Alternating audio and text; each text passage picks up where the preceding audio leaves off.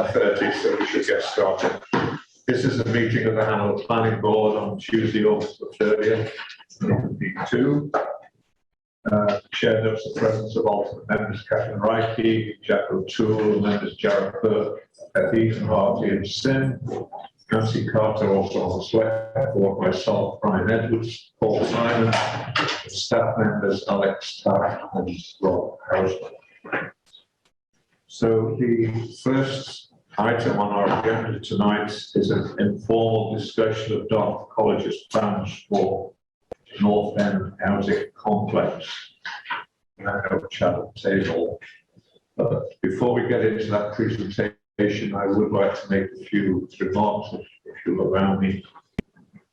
Because this project has attracted considerable public attention, I thought it would be helpful to outline the purpose of the planning board, how it reviews applications, options for public input, and the limitations that are imposed on the board.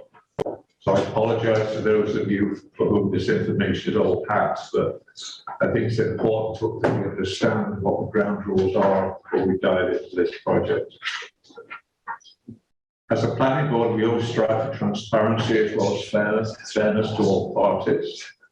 And a respectful discussion is the most helpful and useful approach for any topic before us. So let's look at the role of the planning board. We have several responsibilities, but a major one, and the one that is so relevant this evening, is reviewing and acting on projects involving new construction and renovations proposed on business, multifamily residential and institutional properties according to site plan regulations. We do not review 1 and 2 family dwellings, which are exempt from site plan review. So this is our Bible, site plan regulations, which provides a guidance for us. But in addition to the site plan regulations, we also have to make sure that projects before us adhere to the current zoning ordinance. And just as a reminder, the zoning ordinance is voted on at town meeting, as well as any amendments to that zoning ordinance are also voted on at town meeting. So in a sense, the zoning ordinance belongs to the citizens of Hanover. It's approved by them. So what is the planning board process? So for projects that are considered major projects, site plan review by the planning board, according to the New Hampshire state statute, the site plan review shall be subject to up to 3 phases of review by the planning board. First is informal discussion, second, design review, and third, final plan review. Most applications that we receive go straight to design review and sometimes straight to final review. But tonight we are at the first of these phases, namely informal discussion, or as it's sometimes called, preliminary conceptual consultation phase. So what is this phase? Well, here's what the site plan regulations say. A potential applicant may request through planning and zoning departments an informal meeting with the planning board to discuss a potential project and solicit guidance and concerns from the board. The discussion will be directed at review of the basic concept of the proposed project, whether design review is required, and suggestions that might be of assistance in resolving problems with meeting requirements during final plan review. So that's where we are tonight. Dartmouth has requested this informal discussion and no votes will be taken. So what about public input? New Hampshire state statutes outline the procedures for site plan review, including the provision for public input. Strictly speaking, public input is only required at the final review phase, where the discussion is defined as binding and the planning board will formally vote. However, it has been our custom for many years to always seek public input at the design review phase. This phase involves review of plans submitted by the applicant and is reviewed both by town staff as well as the planning board. These plans obviously will be at a much greater level of detail than we will see tonight. Of According to New Hampshire state statute, public input is not required in informal conceptual review. However, the planning board has agreed to allow for limited public input this evening because of the high level of interest in the proposed project. However, we may have to limit the time available for input based on where we are in the evening. The planning board has a lot of other issues on its agenda tonight, which we must get to. Assuming that the applicant will bring this proposal forward, the public will have ample time for asking questions and making observations at the subsequent design review and final review phases. And nothing precludes any member of the public submitting written comments to the planning and zoning director, Mr. Houseman here, or indeed to the applicant. The planning and zoning director will forward any comments he receives to each member of the planning board. And ways to access the Dartmouth team for questions or input may be found on the town's website. Furthermore, this is important, the zoning ordinance dictates that the student residence in the institutional zone is only allowed by special exception. So there will be a hearing before the zoning board of adjustments. That hearing on whether to grant the special exception will also be open to public comments. It should be noted that the special exception is the responsibility of the zoning board and not this planning board. So one set of constraints on the planning board. This ties back a little bit to the public input concept I was just discussing. The planning board's responsibility is to review the application before it as submitted by the applicant. Our task is to ensure the proposed project meets the standards and regulations outlined in the site plan reviews as well as the zoning ordinance. We do not get involved in the discussion of whether there are other options to locate projects or the pros and cons of those other possible sites. We do not get involved in the appropriateness of the business plan inherent in proposal. That's not our concern. Similarly, whether or not the proposed location has positive or negative effects on the so-called Dartmouth undergraduate experience is not relevant to the plan. Comments should be restricted only to the proposal before us. Does it meet the site plan and zoning ordinance regulations? And remember, tonight is an informal conversation. We don't yet have a formal application before us. So thank you for your patience, but I thought that was important to lay on the table. So with that, John, I would invite you and your team to offer the proposal. Yeah, I just provide one piece of guidance. The owl is the microphone. I'm asking everyone to speak to the owl, even though there's a tendency to want to look at the whiteboard. There are 37 people online, and the microphone is critical to their ability to hear this meeting.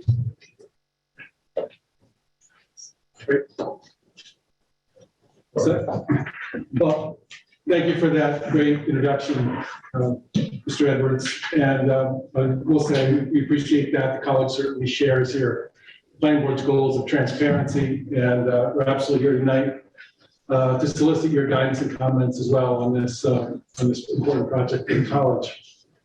By way of introduction, seen many of you before, my name is Patrick O'Hearn, Senior Director of Project Management Services at Dartmouth. I'm going to introduce my team here shortly, but some quick words on the project. This the North End Student Housing Project before you. We're excited to present this tonight. Many of you have had the opportunity to see some of the community engagement sessions that the college has put together over the course of the last 6 or so weeks. We've done 5 of those sessions, and similar in the spirit of those sessions, we're here tonight to share our concepts and solicit feedback from you. I bring with me tonight the Dean of the College, Scott Brown, who's going to speak to the how this project will impact the student experience at the college. The Vice President of Campus Services, Josh Keniston, We'll speak more about the evolution of the project and how we've arrived at this particular site. And then to speak more to the specifics of the site, Dave Fenstermacher from VHB, our civil engineer. And finally, Cooper Melton from Air St. Gross, the architect of the project, will speak to the, not go into great depth on the design, but speak a little bit to the design, how we landed on that, and some of the sustainability goals of the project as well. So with that, I'm going to turn things over to Scott Brown. Great. Thank you, Patrick. It's great to see everybody. I haven't met many of you, but it's wonderful to be here. I'm excited to be here because I'm really interested in talking about how this project will be an extraordinary part of the student residential experience.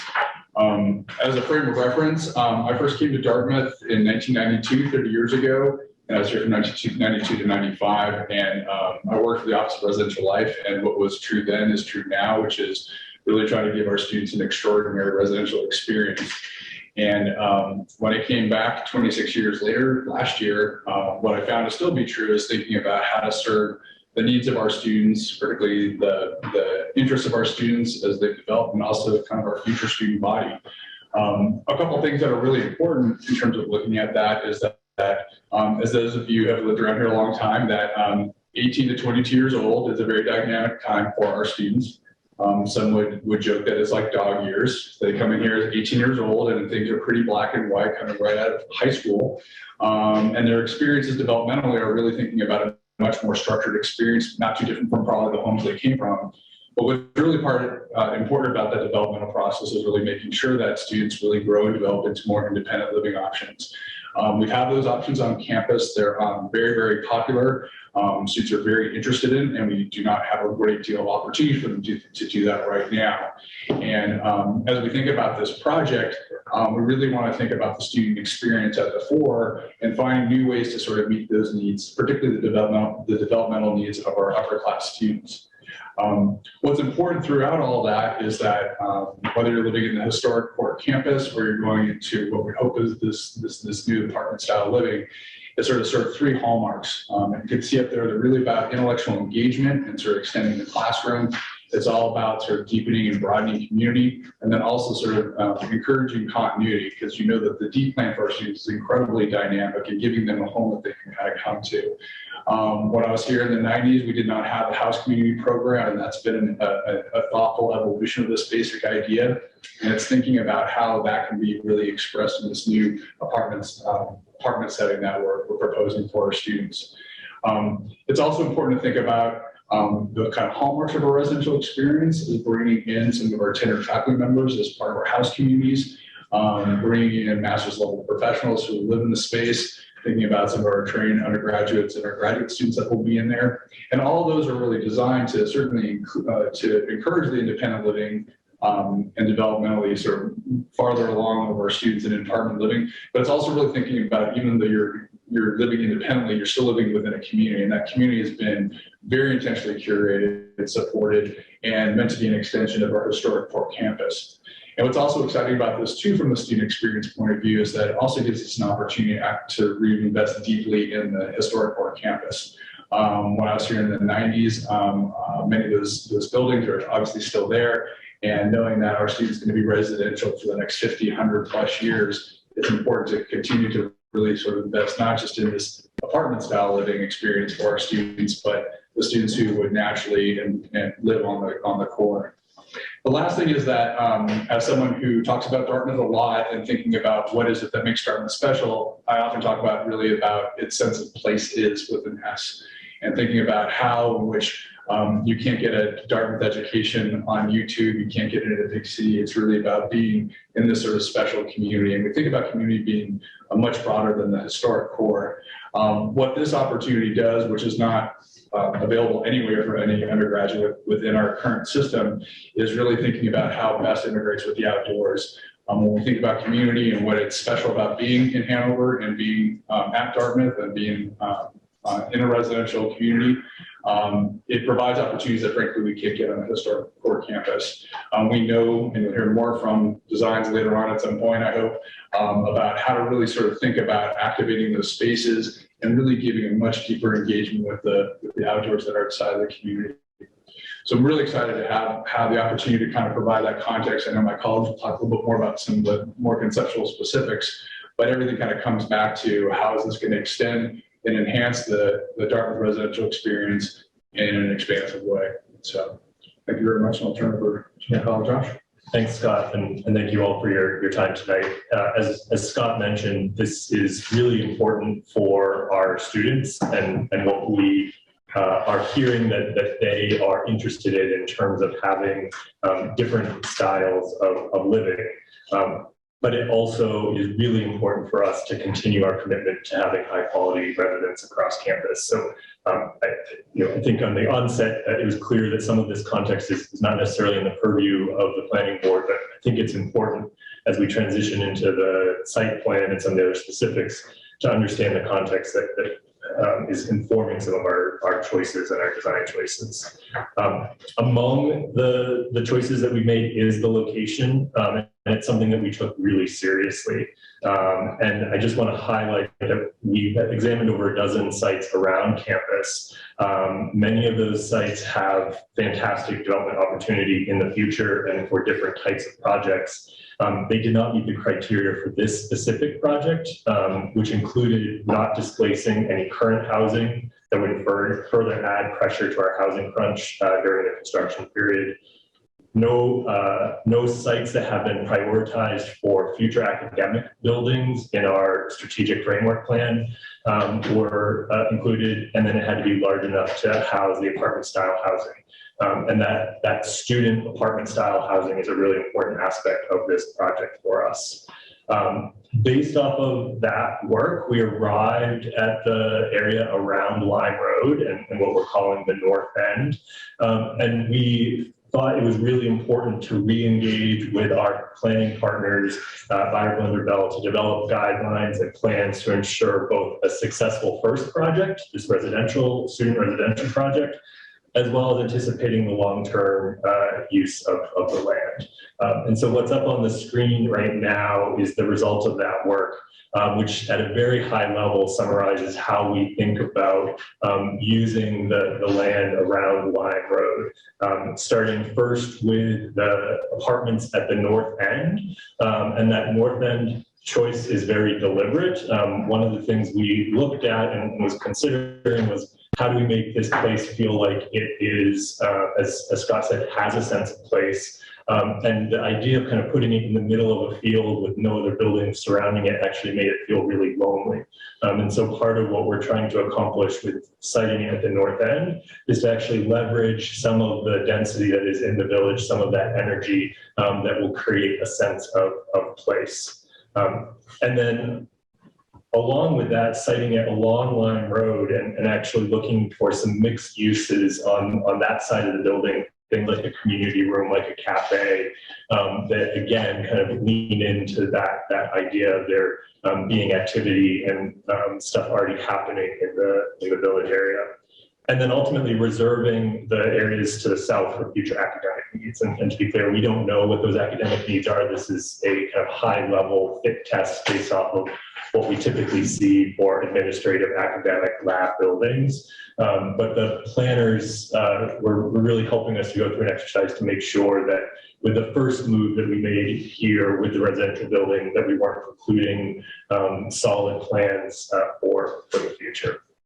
So as Patrick mentioned, we've heard a lot from the community about this project, over 5 sessions within the last 2 months. And part of what you're going to see tonight is the start, and there's still work ongoing, but you're going to see in our plans updates and things that we're continuing to work on based off of that community feedback. To highlight a few, moving from the east side of Lime Road to the west side, creating more detailed transportation plans, specifically focused on walking and biking, is something that we've heard is incredibly important. Revising our stormwater management plan, and then making sure the setbacks and trail buffers that you're going to see between buildings and trails and sidewalks are really appropriate in terms of making sure they're usable year round, even when snow may be falling off the building, and that they're safe and inviting. So the 3 building development, and I guess it's actually probably technically 2 buildings, but the 2 setback are connected there, and it reads like 3, have been carefully designed for consistency of character with the surrounding neighborhood, while maintaining a connection to the look and feel to the existing campus building. So we're trying to create that bridge between the feel of campus and the feel of the surrounding neighborhood. A couple of things to note that the team will highlight tonight. I just want to kind of indicate the college's commitment. The first is the commitment to sustainability.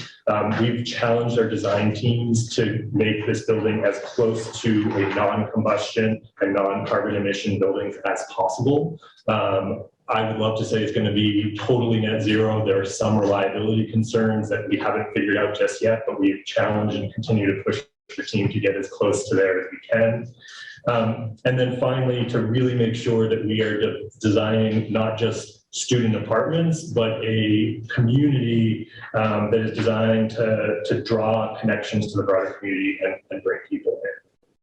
So that, I'll turn it over to Dave. Thanks, Josh. Dave Fenstermacher, and I'm the site civil engineer from BHB. Just next slide, I just really want to give a little bit of context. As we said, we're on the west side of Line Road.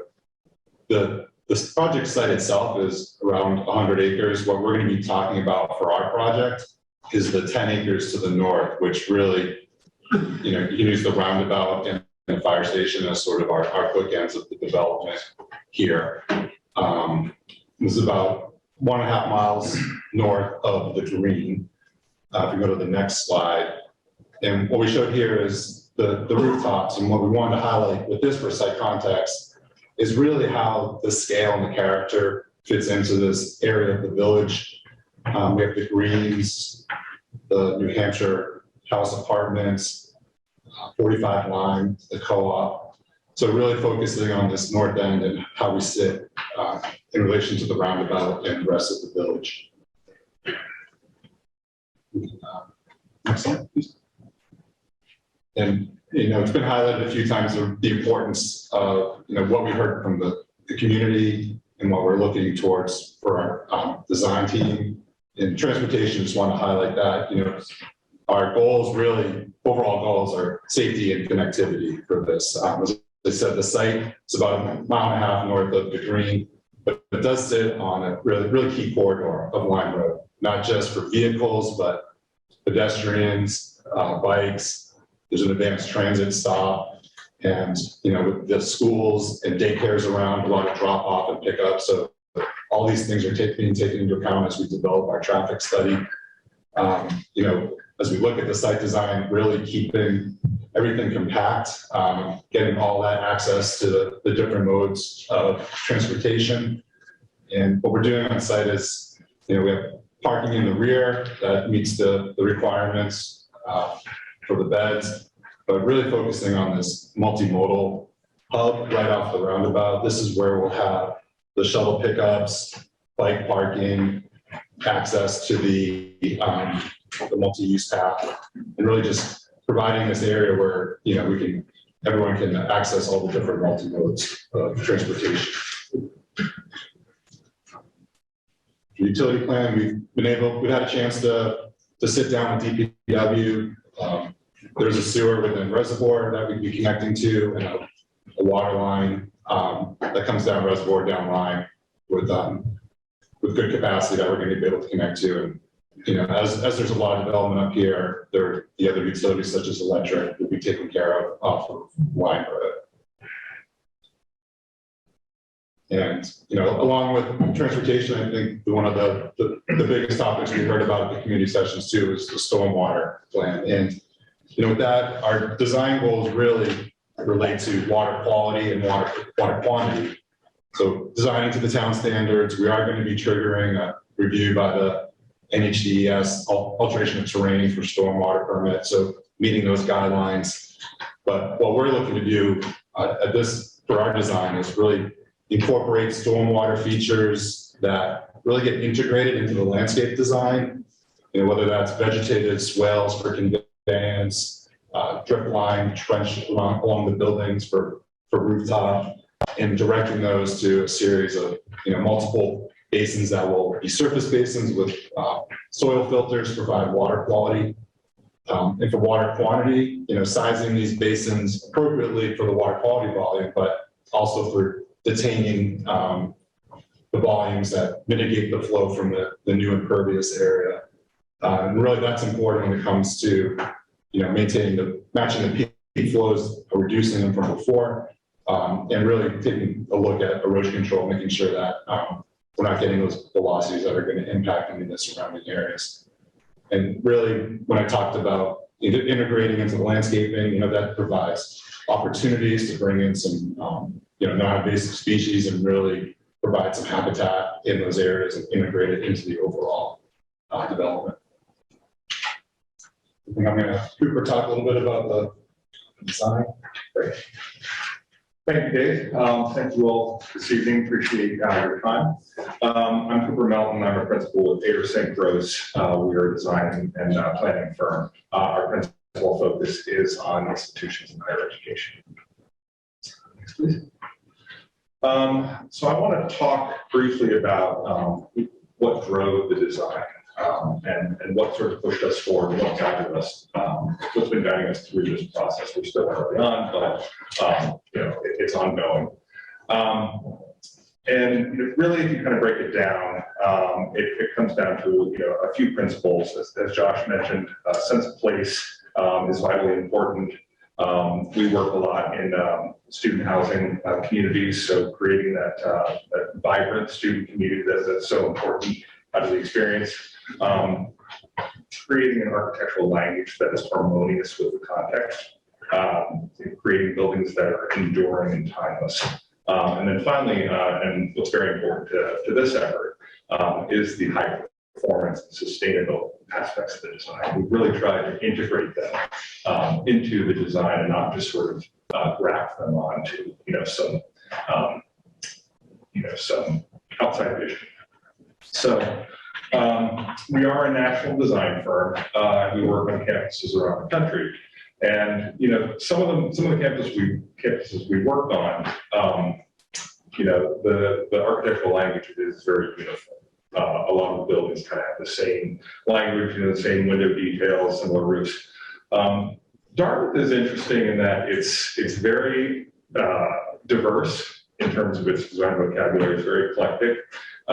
You really have an ensemble of buildings that range from the federal style to Georgian style. There are some that are more Romanesque. Obviously, you have some that are more modern. But what's meaningful, about the things that ties them together is kind of a few sort of core principles, you might say, in that. They all have sort of a relatable scale in terms of the overall massing. They tend to be about 3-4 stories. The exteriors are modulated with fenestration, with architectural details that help to kind of modulate that massing. They define a sequence of inviting outdoor spaces, for student activity and recreation.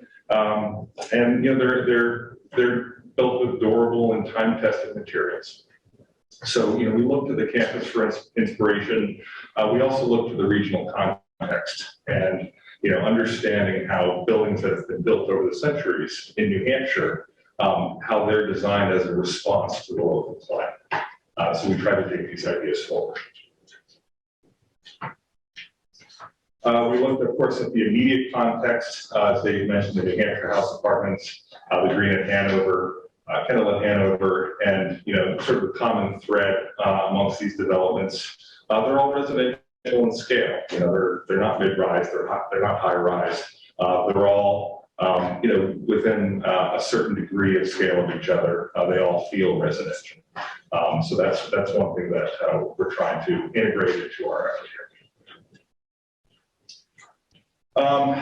I'll talk a little bit more about sustainability and how taking those ideas of the regional climate and sort of putting them into action and really using best practices, not only in terms of passive design, but also some of the more active features of the project. So I'll touch briefly on them.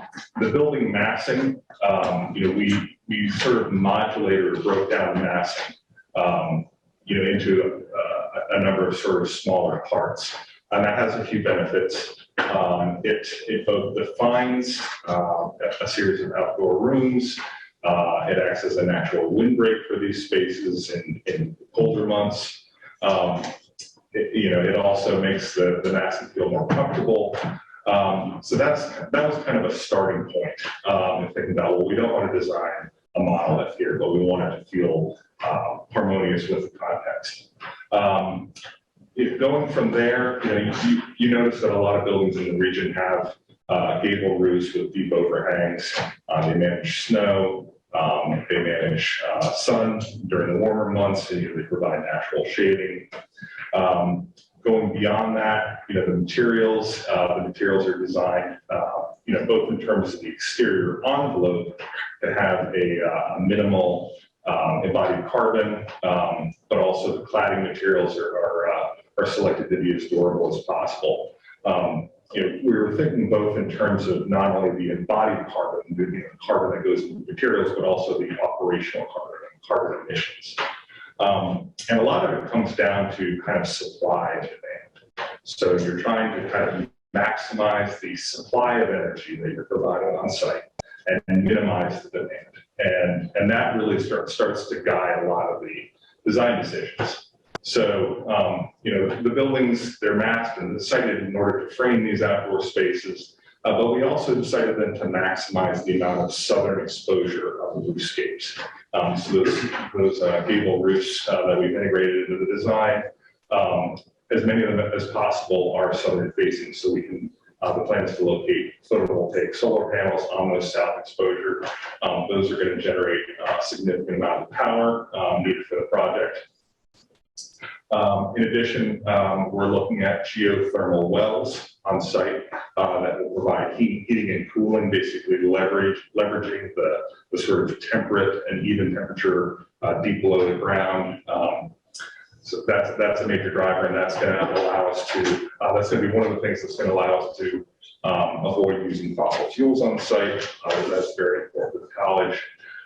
In terms of the envelope, we're working on passive house principles, and passive house is basically, it's a design principle whereby you try to make the envelope as tight as possible. Again, trying to minimize that demand on mechanical systems. So to that end, we're specifying high performance, low emissivity glazing that minimizes solar heat gain. We're looking at mineral fiber insulation that has a fraction of the embodied carbon of a more conventional rigid plastic insulation like you might see at Home Depot.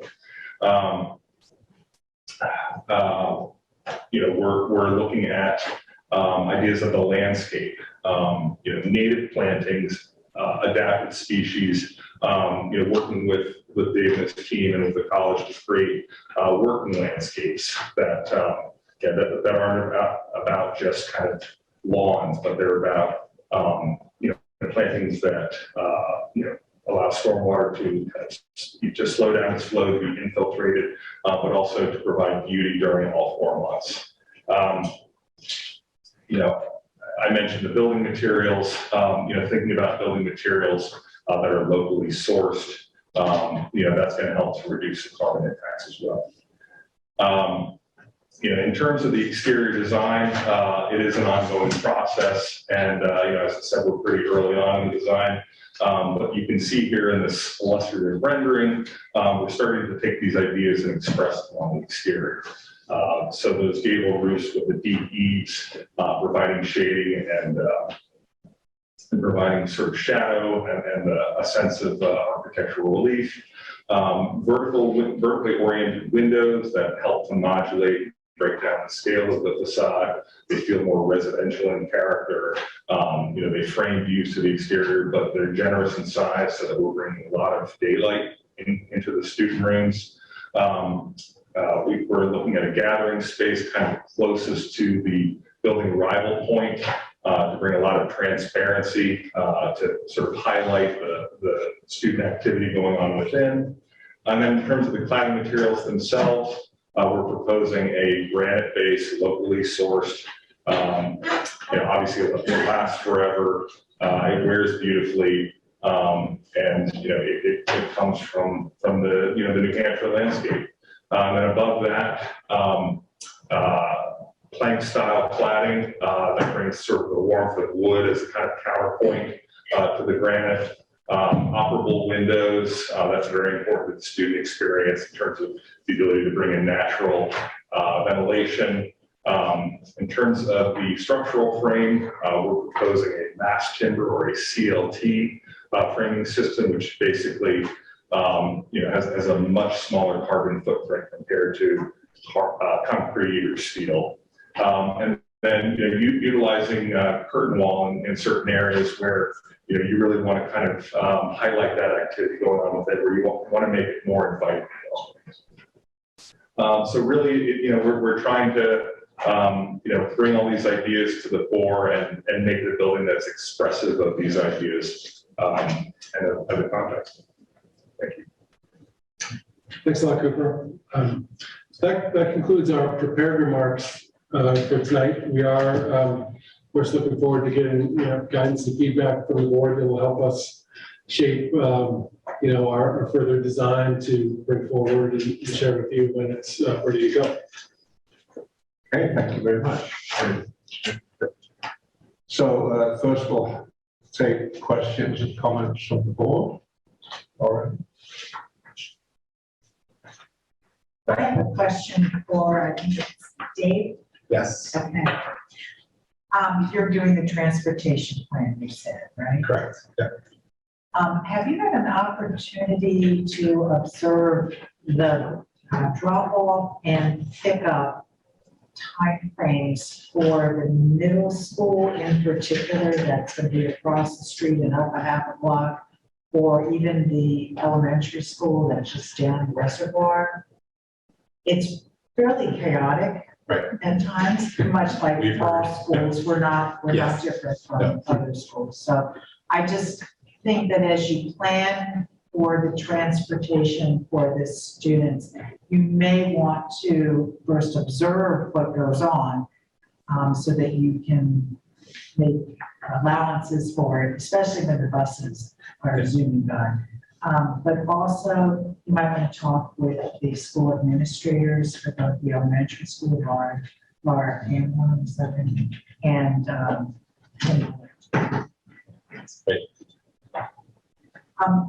the buildings, and I'm sure you said this and I just must have missed it.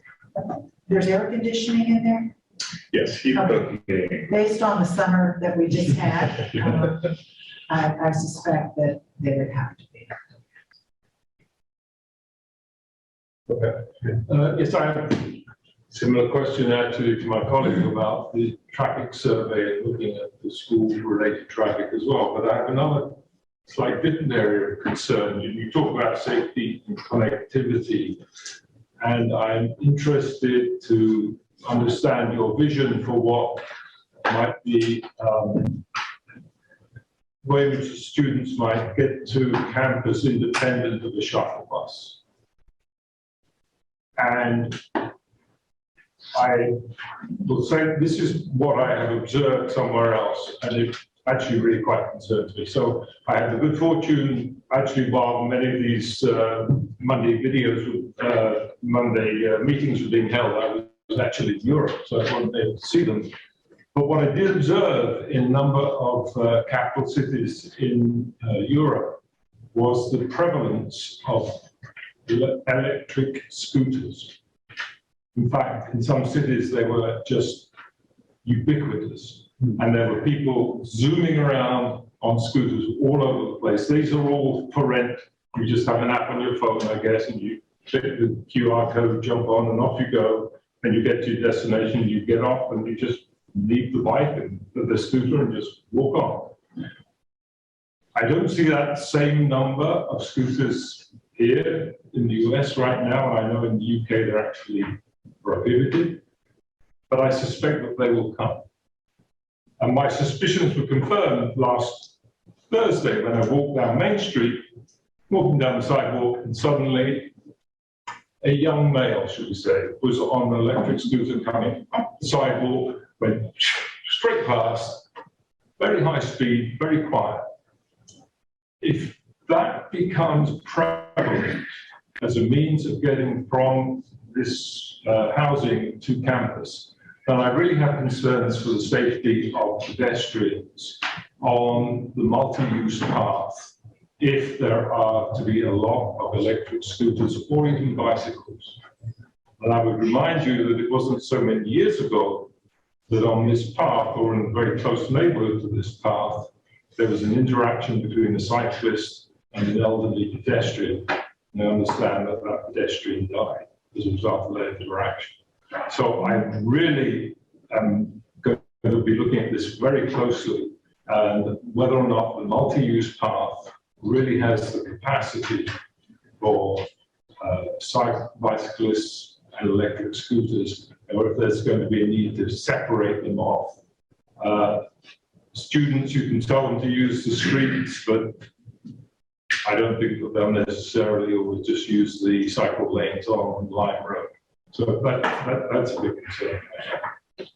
That's excellent feedback, Ian, and certainly something we want to address in the traffic study that is, under preparation now and should be ready, by the time we come back to the board to share further comment on that.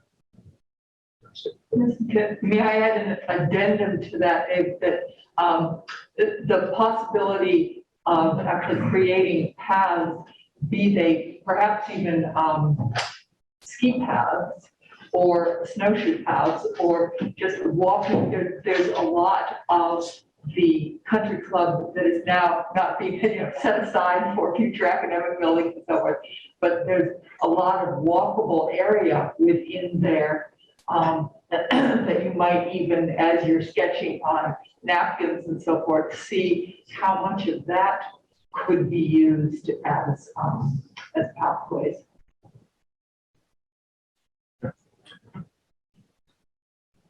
While we're on the subject of transportation, can I continue? I walk my dog along Lebanon Street there, and I have seen on many occasions a big green bus called, I think, the Campus Connector. That's the Dartmouth shuttle. I don't think I've ever seen a person on it. And I'm serious. I live in that neighborhood off by the Hanover co-op, and I walk up and down that street constantly, and there's nobody on that bus. Now, I suspect it's coming from up on Mount Support. Is that what you intend to have as the shuttle between this particular project and campus a mile and a half down? We're going to have that big green bus? So we've hired a separate transportation planning consultant, not specific for this project, but for transportation planning more broadly for the campus. One of the disadvantages we have right now is we have 4 kind of totally different shuttle services, so we don't get any of the economies of scale of being able to share some of the same buses. So we have 1 or 2 people on 4 different buses at the same time. So we're looking at that, and that's part of what we'll be developing as part of our plan going forward. I think developing a consolidated shuttle system is certainly advisable. Josh, can you also figure out how to, even though there are cars on campus, and I appreciate that you are designing parking facilities away from where people are looking, going down Lime Road, and it's not visible. Thank you for that effort. How do you, will you consider finding a way of carrot sticks, however you might manage it, to, even though a student has a car on campus, it is primarily used for them to drive back to Teaneck or something, not to drive to the life sciences building because they're late for an 8 o'clock class. Yeah, the design of this complex, both in terms of how we're thinking about the amenities and what we're trying to do on site, as well as our transportation planning through the shuttles and bikes and other things. This is going to be a facility that you can live here without having a car. And so we're going to do all the things that we can to make sure that this does not require a car to live here. Yeah. So you mentioned mixed use, and it's kind of called out in the northeast corner there. Is the intent for that to be to enhance and promote small business in Hanover, or is it going to be decarb and basically incentivize people not to go to those small businesses in Hanover? Yeah, mixed use in this context really means it's not just going to be apartments. But we're looking at our first floor spaces that are community spaces, that is a fitness center that has some activity going on. I think we've continued to have open conversations. The community space that we've been talking about, which is that kind of large room that's on the end of that first building, is being designed to hold up to 200 people. And I think we would love to invite the broader Hanover community into that as a shared space.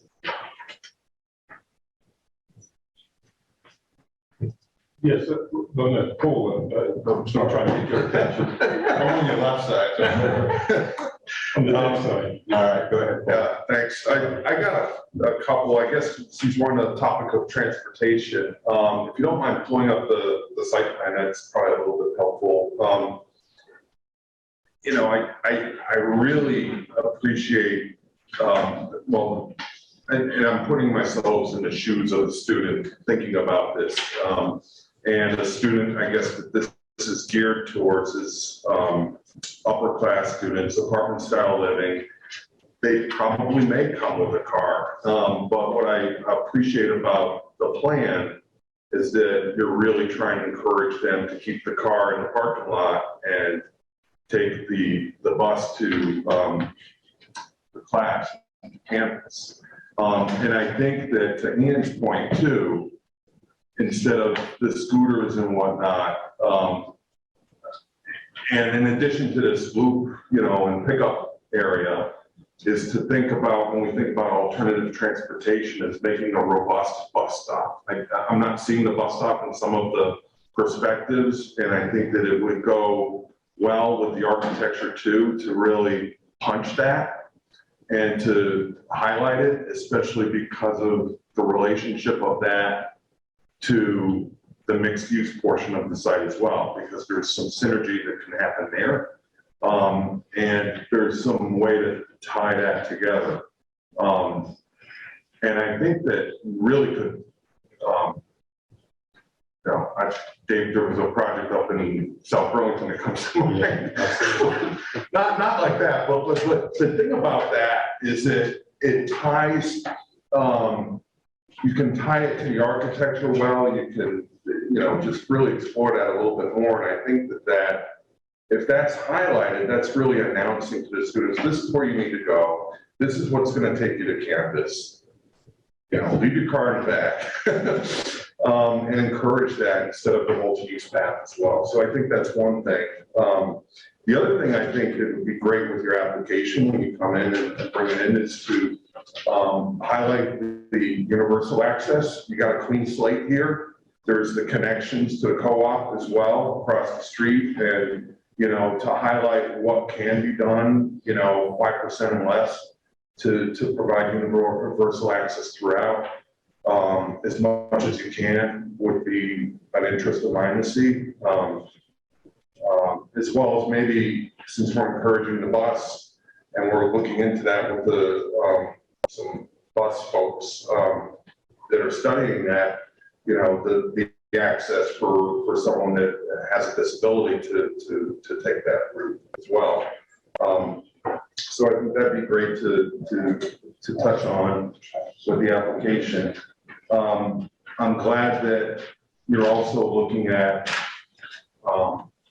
working around some of the significant trees and, you know, the sustainability aspect of building placement. There's some huge trees there, and I just think it's important with the existing conditions plan and, you know, putting all this together that, you know, to see what's maintained. At the same time, I understand that there's the need to have the PV, you know, on the buildings as well.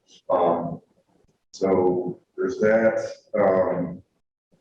I also wanted to, and maybe this will just be addressed later, but I know there's a very early draft utility plan here, but you know, there's always the question about student drop off. You know, these are apartment style homes, so they're probably, I don't know if they're unfurnished or furnished, and you know what kind of activity we're going to have there during move in, move out, and what, you know, how that works, and then, you know, dumpster locations and all those utility service aspects that we don't see yet, but I know aren't needed now, but, you know, will be of interest to us looking ahead on this. Snow storage areas, all that stuff too, because we've got a lot of impervious area here. And I do like the stormwater aspects that are being discussed, and possible, sounds like rainwater harvesting or something that, you know, reusing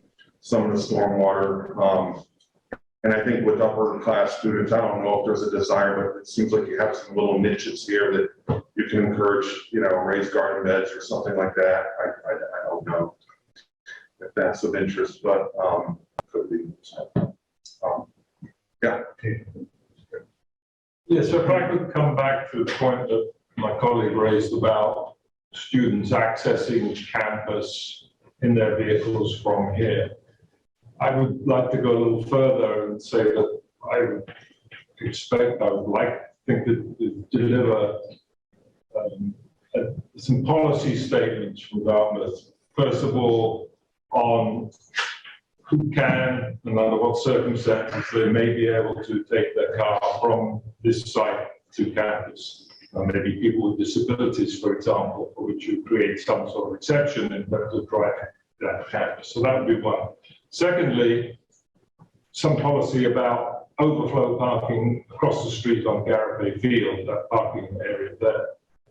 You only have to, I just checked in the regulations if I got the right section, you only have to provide one parking space per four beds, right?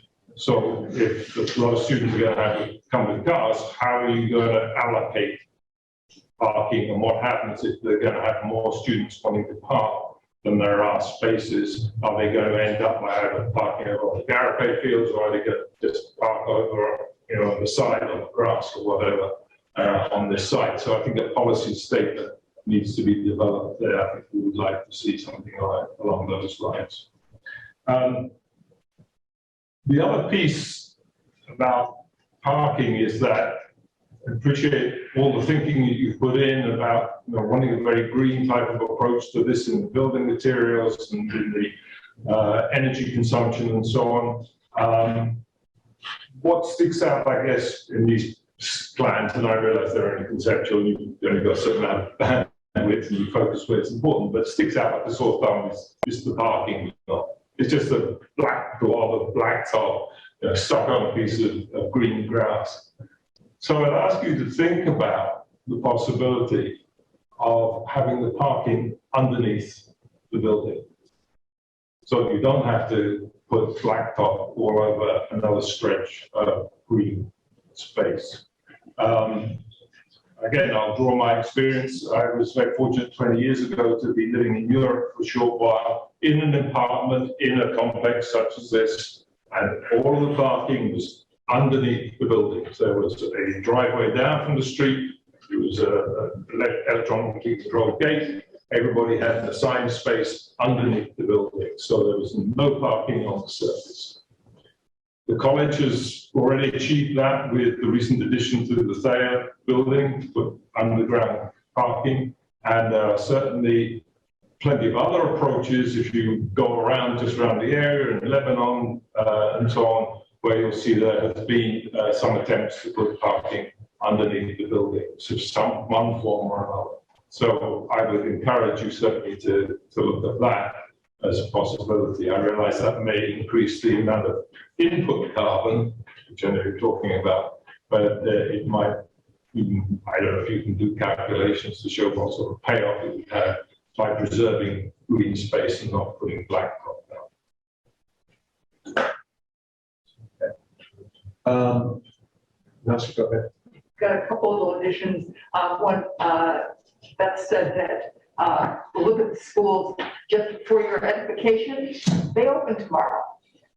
So you've got straight up and while you're in town, gentlemen, they will be there and, nothing like opening day or opening week for you to really see, the delightful chaos.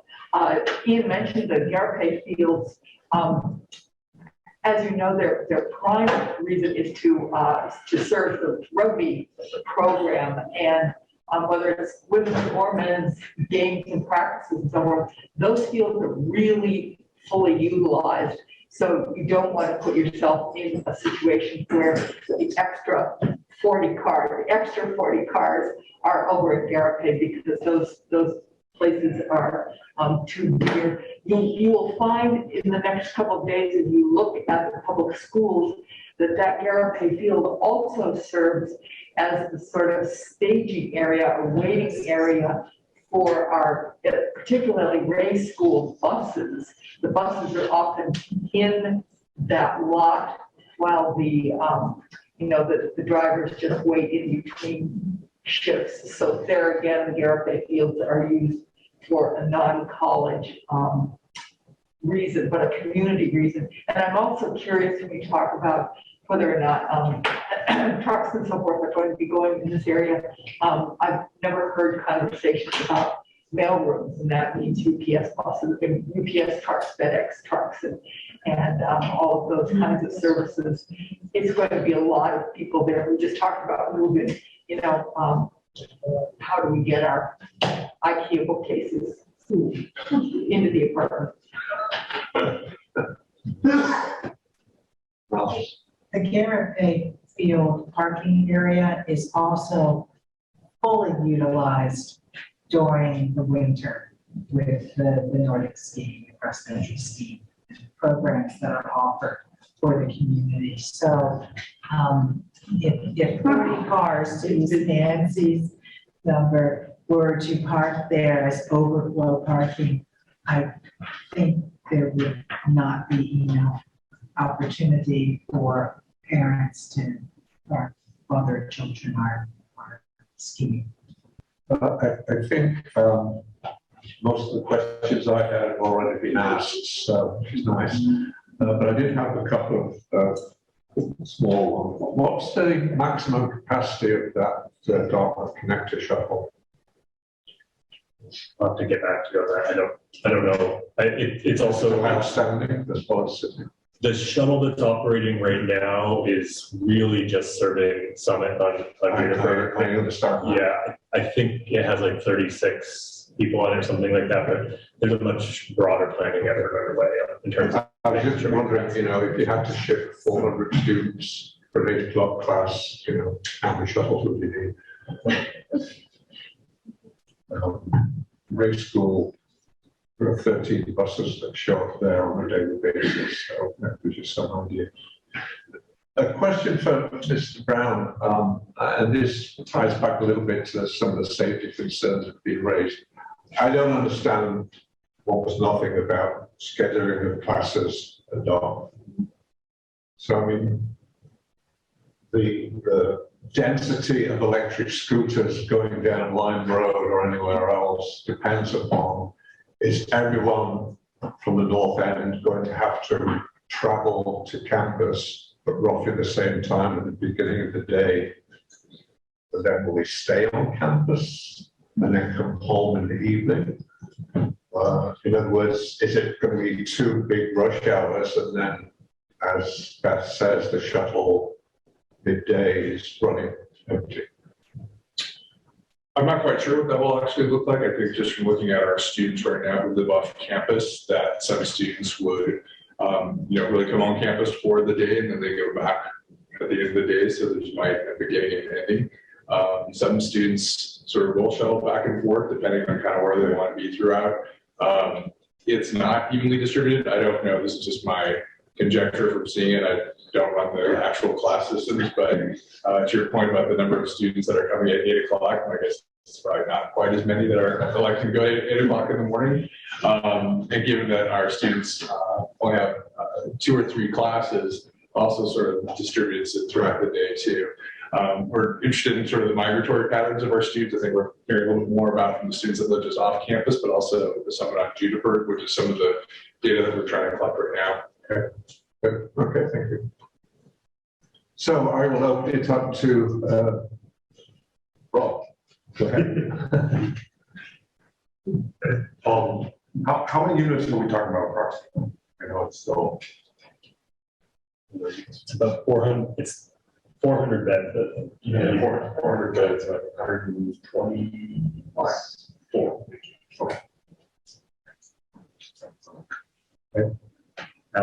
Yes, go ahead. So as you proceed, I think it's important to be thinking about the evolution of transportation and the demand for EV charging, and whether that's baked into the project or at least expected to be incorporated in the project longer term. This is truly going to transition to graduate and faculty housing in 10 plus years. We may be at a point where dominant, the majority of the cars there are electric vehicles. The second issue is more of an ask that I will put on the table. This is adjacent to a fairly confined municipal space, and I would hope that you would take that into consideration and work with the town to look at what the potential demands are for the fire and safety of this safety services building, and not pin us in such a way that we have limitations.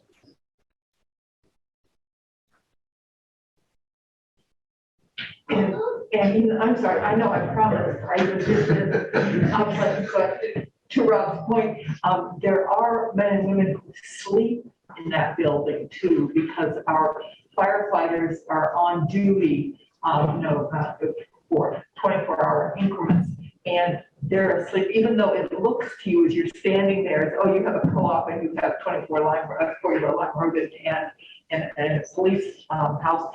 There are men and women who sleep in that police and firehouse. So in terms of the question of your insulation and your, and your party, making sleep there on Saturday nights. So. Yeah, my question actually is for Rob. But we've heard from the college about the evolution of the space. You just mentioned that in your comments. 12 years time, maybe it becomes graduate housing, even faculty housing.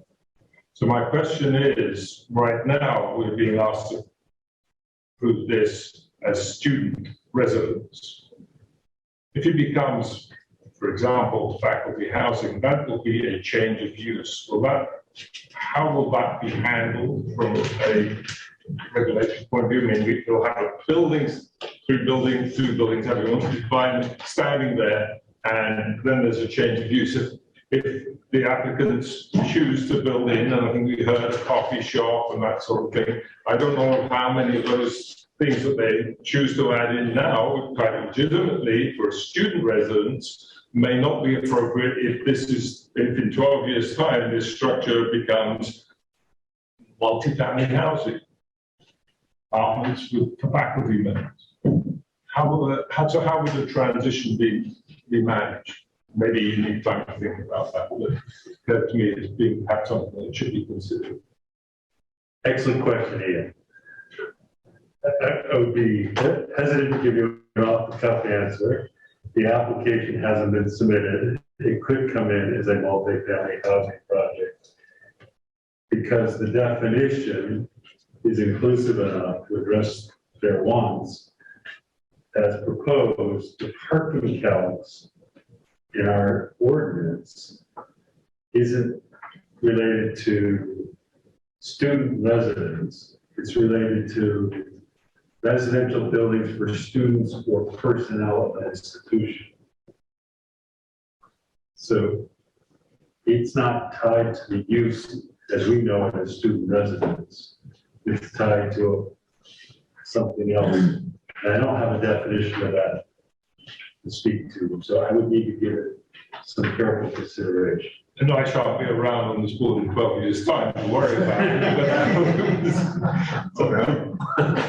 And I'll just clarify, our intention, I think this has sometimes gotten muddled in the community, is to potentially change it to graduate students. The faculty and staff is not currently being contemplated or part of the plan for that future use. It's graduate students that we are contemplating as future use. I don't think the zoning distinguishes between undergraduate and graduate. Correct. It does not. No, thanks. Okay, so let's open this up to questions and comments from the public. I would encourage you to be brief, succinct, and not to repeat comments that have already been made. Let's say we can go through till 9 o'clock. And who has something to say? Yes, please state your name and address your questions to the board. Hello, my name is Barry Harwood.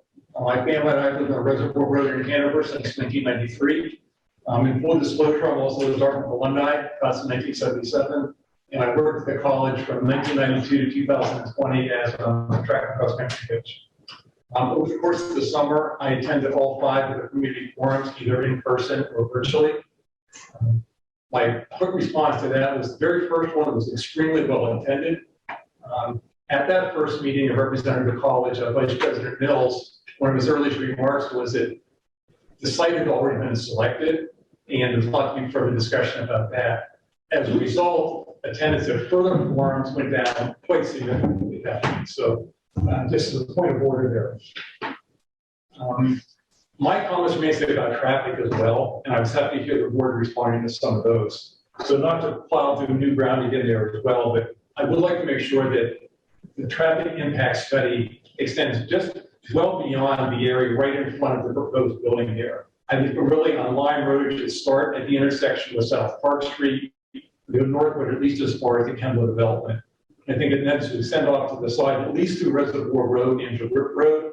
If there's a long-time resident in that area, those are importantly tributaries leading into that area as well. So I think that it just can't be what's going on in Lime Road, it's all the areas around here.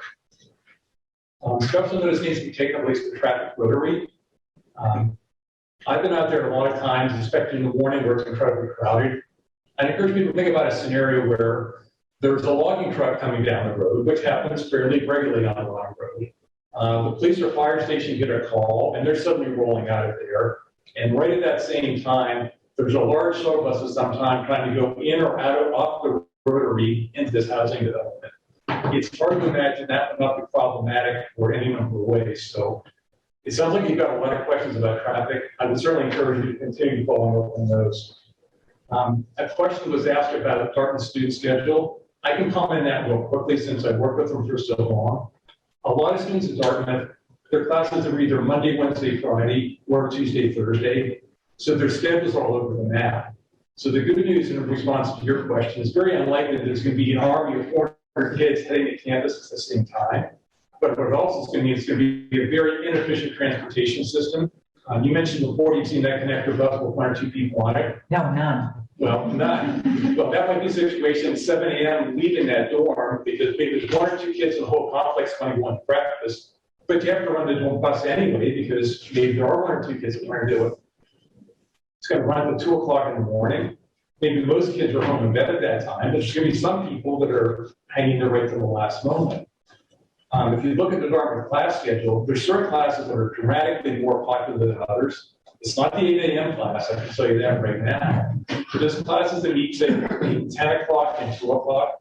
There's going to be numerous occasions where there's going to be a lot of kids taking those classes, and there's going to be a situation where someone comes out to jump in the shuttle bus, and there's not going to be enough space on it there. So just setting up like a rotation or like a loop, it's not really going to work when there's this many students involved, 400 of them there.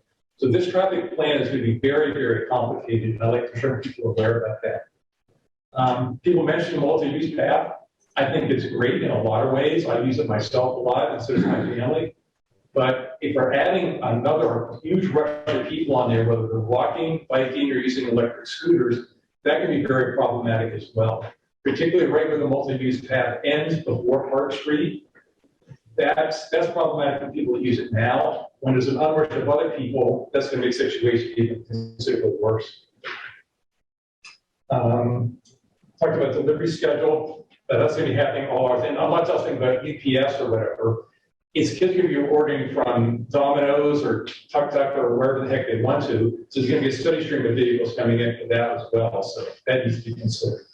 The project scope, we see beautiful renderings of it there. And like I said, I went to all these meetings. The dorm looks beautiful. I don't think a lot of people understand, however, how big a footprint this project is actually going to be. I would really encourage the planning board and the zoning board to ask Dartmouth, before they bring their next set of proposals forward, that they actually physically flag off the area where it's going to be. So if someone wants to go out and look at it, they can see how much square footage is going to be taken up between 3 buildings, the parking lot, and the pavilion.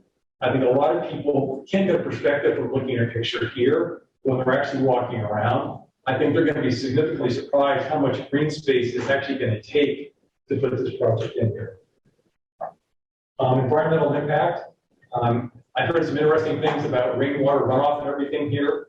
I think that everybody involved would like to see a lot more detail about that. Previous projects that have taken place in the former Hanover Country Club did result in significant runoff, which impacted the Grove corridor. So I think we should all like to see something to make sure something like that is not really going to happen again.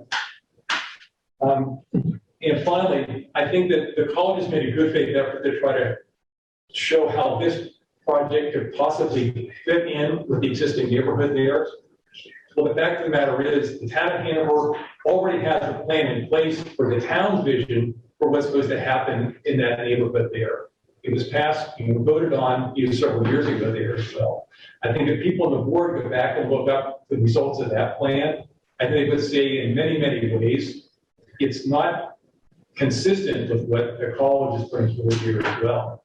So I'd like to think when people are talking about cooperation between the college as an entity and the town as an entity, that each one looks at their different proposals there to see how they can be melded together.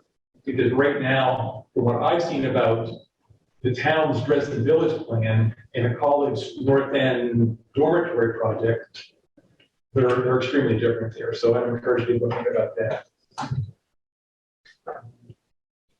Great, thank you. Thank you. Is there a response from one of the guys? Just about that. Gentleman about that. Hi, my name is Bill Miles. I live not too far from this area. And I just wanted to give a couple observations, which are not statistical, but they're real life observations. We work with a lot of our students in various capacities. I'm not a government graduate, by the way. So observation one, to support the scooter comments. In the last week, we've had 2 students deliver scooters to us already. We've then delivered to the students. So again, an observation, but potentially a trend that you're indicating. And there are several more that we know that already has the scooters. So I think that they're coming. And then the bus comments. This morning at about 7:15, we got a call from a student whom we know out at Summit saying, gee, we've been getting on the shuttle quite frequently. We came down 10 minutes ahead and it's full. And now I'm stranded. We have to be at 8 o'clock meetings. One's a senior, one's a sophomore. They're working for the TRIPS program. So one's going to be a leader, the other's a planner. I've got a car, can I drive down, but I don't have parking on campus, can I park it at your house? And can you get up now out of bed and drive me out to campus? Which we did. So again, just 2 observations, but most of those shuttles have been empty, as I've seen, but now all of a sudden, they're getting very full, and the full student body is going to be here. So I'm a little worried about how you provide a frequency of shuttles to accommodate the time when they're going to be full. We're happy to fix them up. Thanks. Thank you. Yes. Hello, thank you for the presentation. My name is Bill Young, and I'm a resident of Hanover, a member of the Bike and Walk Committee in Hanover. Our chairman is here with us. I was part of the team that got the mixed-use path built some years ago. I agree with everything that my colleagues have been talking about, and would encourage you to extend your traffic study in two ways. One is look at the traffic on the mixed-use path as well as the vehicles in the road. We don't often do that. The second point is to extend your traffic study all the way to the campus. I've done a traffic study, pedestrian, bicycle, and vehicle traffic study near what's now known as the Anonymous Hall. And I think a little bit as a result of that, working with the planning for the future group from Dartmouth, the Anonymous Bridge got put in. So there's an anonymous group, because prior to that, there are a lot of students coming down Park Street and making hard left turns heading to the Life Science Building, cross traffic, and onto the sidewalk as there were people walking on the sidewalk. And this happens as nodes. It's like a big tsunami wave and then it's gone. But that's it. I don't know how many times a day, maybe 8 times a day. And then it's gone and there's nobody coming. But when it's packed, it's really packed. So if you're studying it all the way up to campus, the Anonymous Bridge is making a difference. I need to go back and count how many people cross the Anonymous Bridge and how many people are riding their bicycles on the sidewalk now compared to the way it was before. But I think I would encourage you to do that. Joanna Whitcomb helped to get that Anonymous Bridge built. I think it's a winner. And I would encourage you to look at the student traffic pattern all the way to the center of the green in a way that makes it safe for pedestrian vehicles and the people on the scooters. We don't, to my knowledge, in the state of New Hampshire, have any laws or guidelines or rules about e-bikes or e-scooters or whatever.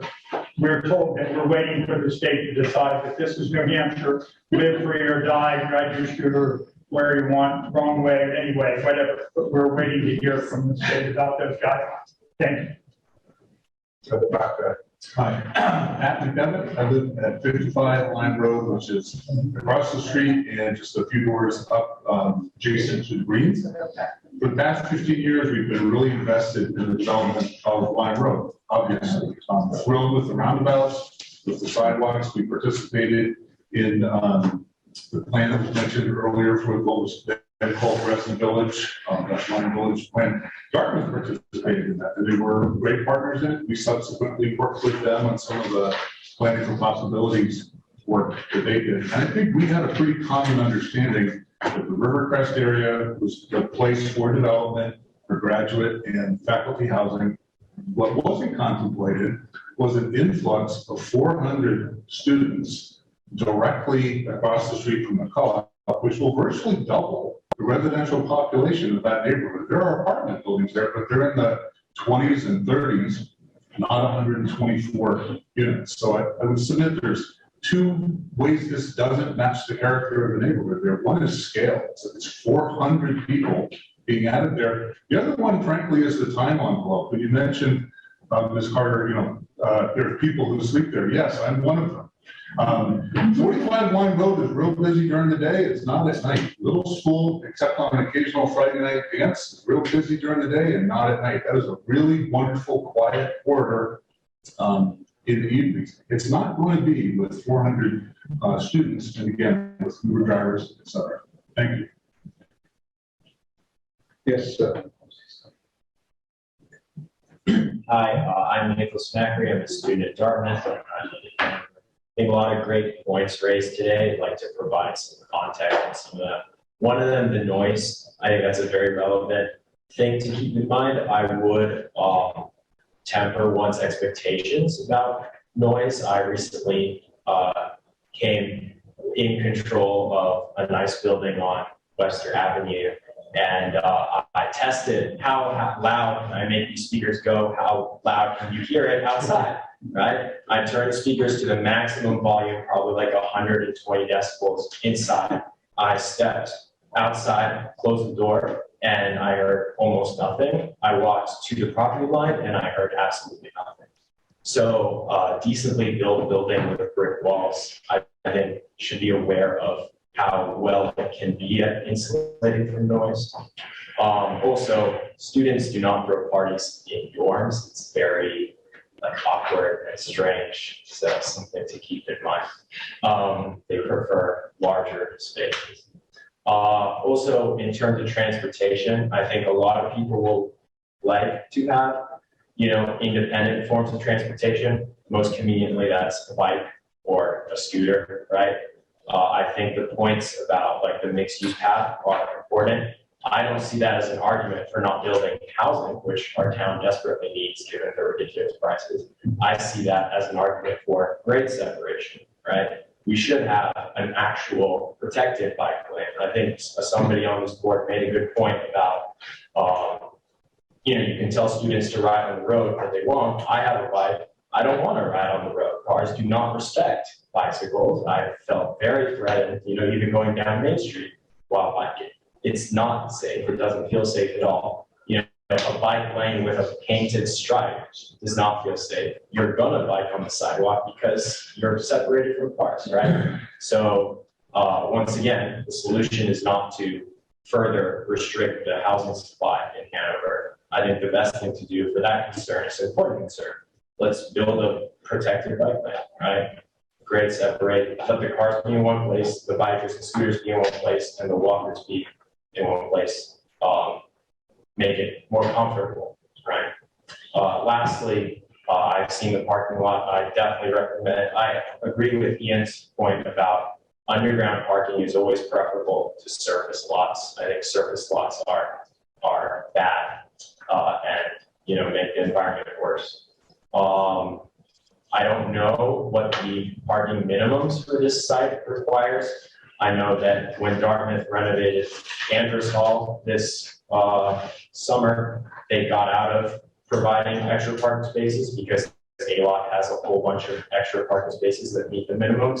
I wouldn't recommend that we build any more parking spaces that are minimally required. Discouraging car use as much as possible is the goal, and I think providing unnecessary parking spaces should not be done. If you make it easier to drive, people will drive. If you make it easier to take a bus or bike, people will do that. And that's in our best interest as a town, is to discourage driving. So, thank you. Other comments? Yes. Yeah.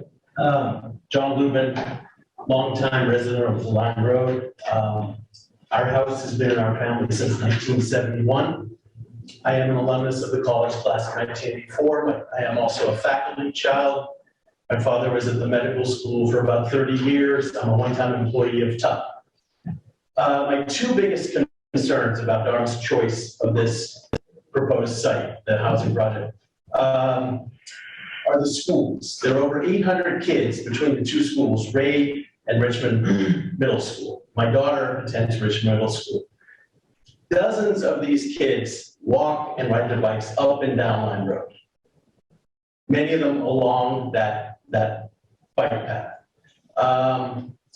My other concern is the response time of the police and fire departments. This is quite personal for me because for the last 15 years, I've been dealing with elderly parents, and we depended on the fire department and police to be readily accessible, to get to our house, normally to get there within a couple of minutes. I had a mother who was bedridden with Parkinson's for the last 14 months of her life and required the fire department to come frequently. My father, who died in May, he was almost 100 years old, had the same situation. And we did it just about 5 months ago. I depended on the fire department to get there quickly. And I would say probably 3 of the, 8 or 9 times that the fire department came to our house, which is a 21 line road, which is practically midway between this proposed site and campus. It was a matter of a few minutes. So I know there are other people in the neighborhood, not too many anymore, who are quite that old, but who do need the fire department and the police department to have quick access to Line Road and the surrounding areas. So it's the schools and it's the rapid response of the fire and police. Thanks. Yes. I'm Faye Guzno. My husband and I live on, just off Brick Road on Meadow Lane. One of the concerns that hasn't been brought up is how, with all the extra traffic on Lime Road, that the traffic will undoubtedly be shuttled up Reservoir Road and down into town. People will not take a PhD to figure out that if you're stuck in traffic here, you can go over there. And Rick Road currently is a very quiet walking street and jogging street for students and for people who live there. And we live on Meadow Lane, just off Rick, and I'm concerned for students and for people who use that road for walking their dogs and for jogging all summer and all fall. So I just wanted to add that into the planning board mix. Thank you. Yes. I'm Yoshi Ahmed. I'm faculty at Dartmouth in the medical school. I work with graduate students and undergrads, and I'm also a resident in the area. I just wanted to raise the point that while not all undergrads have cars, nearly all graduate students do, and they depend on them. So as we transition in 10 to 12 years to graduate housing, the amount of parking spaces that will be required will probably need to be increased. And to just think about that as we do the plans now.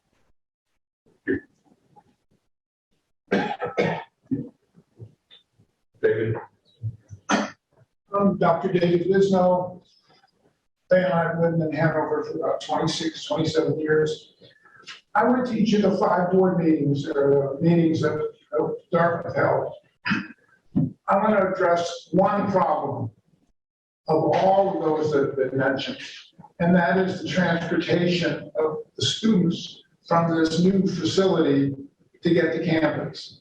Please be aware, as I've learned, there are no dining rooms being planned in this complex. None. So if a kid wants to go get breakfast, he has to travel to the campus, to the dining room. He goes to class, does whatever he does. If he wants to have lunch, it's not back at his room. He's got to be back on campus. And then if he comes back at 4 o'clock, 5 o'clock, I don't know, kids take naps, whatever they do, and then they want dinner, they have to go back to campus because Dartmouth has chosen not to encompass a dining room where 450 students are going to be living.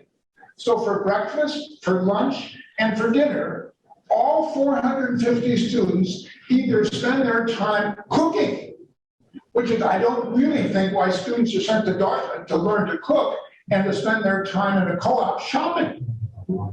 When I went to college, that's not how I spent my time.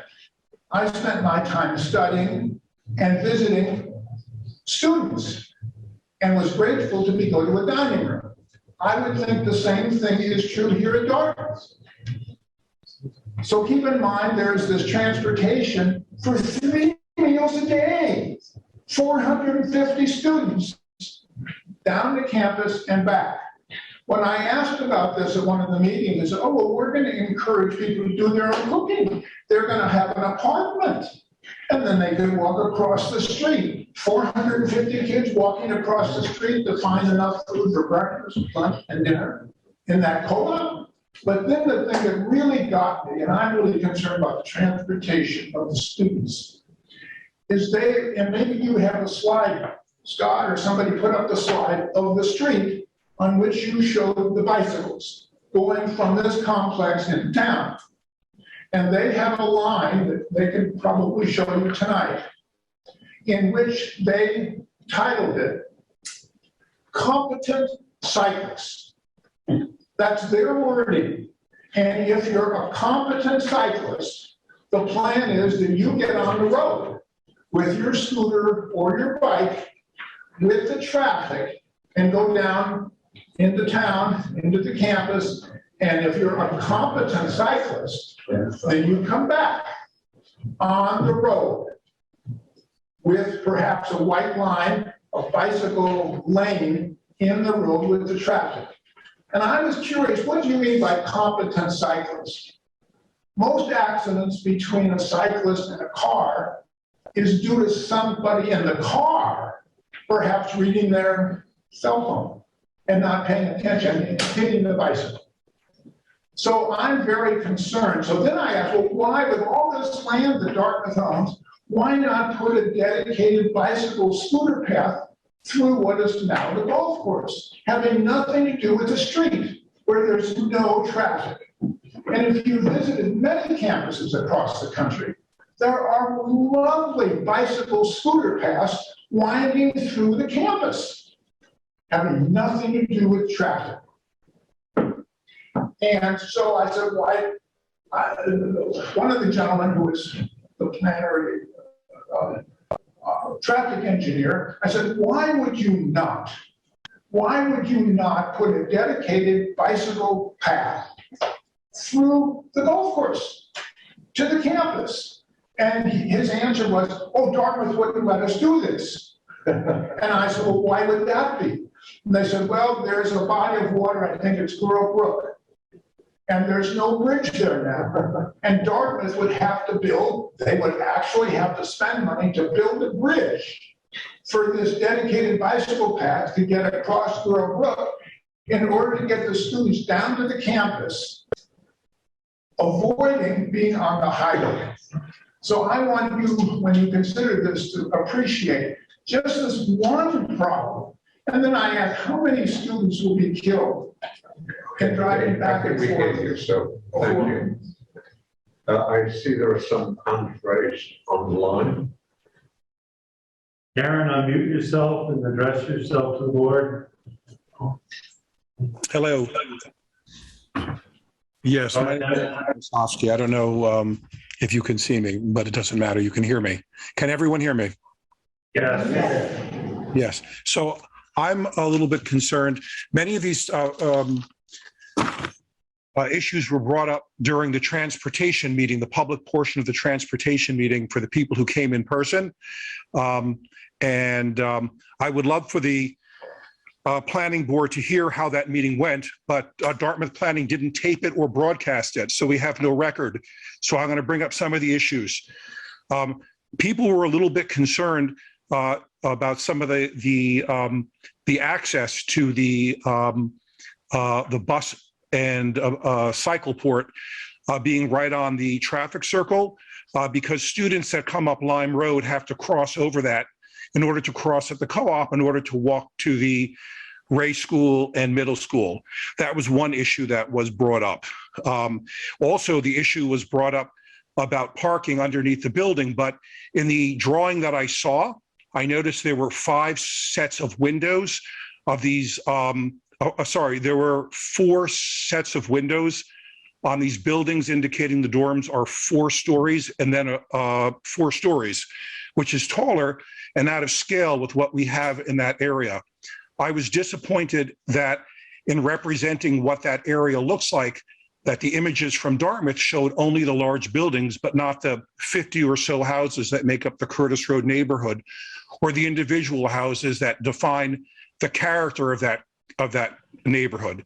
I think it's disingenuous to show only the large buildings, the larger buildings and the multiple dwelling units, and indicate that that characterizes the neighborhood. So I think that the scale, the footprint is an issue. It radically changes the look and feel of the neighborhood.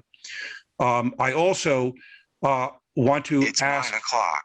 I want to ask that the traffic study, when it's done, extend to Rip Road, Wheelock, Lime, et cetera. What I had heard, and it was also at the traffic meeting that was not recorded or broadcasted, was that the way that they were making their initial assessments of the amount of traffic was through cell phone signals along Lime Road. And I can assure you my cell phone signal disappears along Lime Road. So if that is the way that it's done, that was not an adequate way of determining, even in a preliminary way, what that traffic might be. So I am hoping that the town will ask that the state of New Hampshire do an independent assessment at this point to show what that traffic looks like before any changes are made, separate from whatever study the Dartmouth wants to pay their private firm to be able to do it. And I don't know whether the board has the ability to encourage the state to do that, or to ask Dartmouth to request that from the state. So I've taken enough time. Thank you very much for your time. Hanover Conservancy, unmute yourself and speak. Greetings, everybody. It's Adair Mulligan, Executive Director of the Hanover Conservancy. Our President, Heidi Tramarco, is in the audience tonight as well. I appreciate the incorporation of low-impact design principles for stormwater management here, but I think we remain really concerned with the ability of the site to absorb such an intense, focused impact. The soils here are all Hitchcock silt loams, 130A, C, and E. These originated as glacial lake plain soils and have potential for unexpected failures as focused drainage from stormwater follows the stratified varve layers horizontally until they're exposed at the slope face.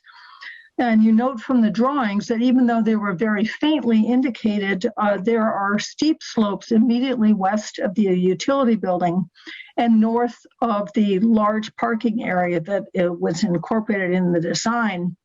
What's at the bottom of those steep slopes? Girl Brook, which is probably our most impaired stream in the town of Hanover. A question I have is regarding peak flows and whether the stormwater design calculations have been adjusted to use appropriate updated figures for the 500 and 1,000-year storms.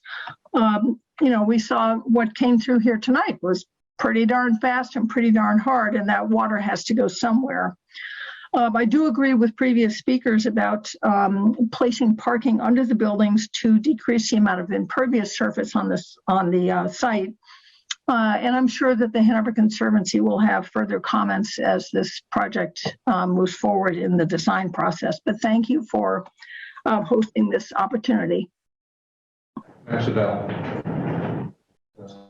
We're getting over time, so I would encourage the remaining questioners to be as brief as possible. Marion, unmute yourself and speak. Yes, I'm Miriam Osofsky, and I live on 2 Woodmore Drive. I've been living there for 25 years, and this project is very inconsistent with the character of our quiet neighborhood. But my question is about carbon emissions, and I appreciate that Dartmouth's design is designed to be as close to, that for the buildings to be as close to net zero emissions as possible. That's very, very important. But what is the assessment of the increase in carbon that will occur because of the massive increase in traffic flow along Lime Road? Thank you. Thank you, Brian. Is there anybody else wishing to speak on Zoom? Please use the raise your hand icon.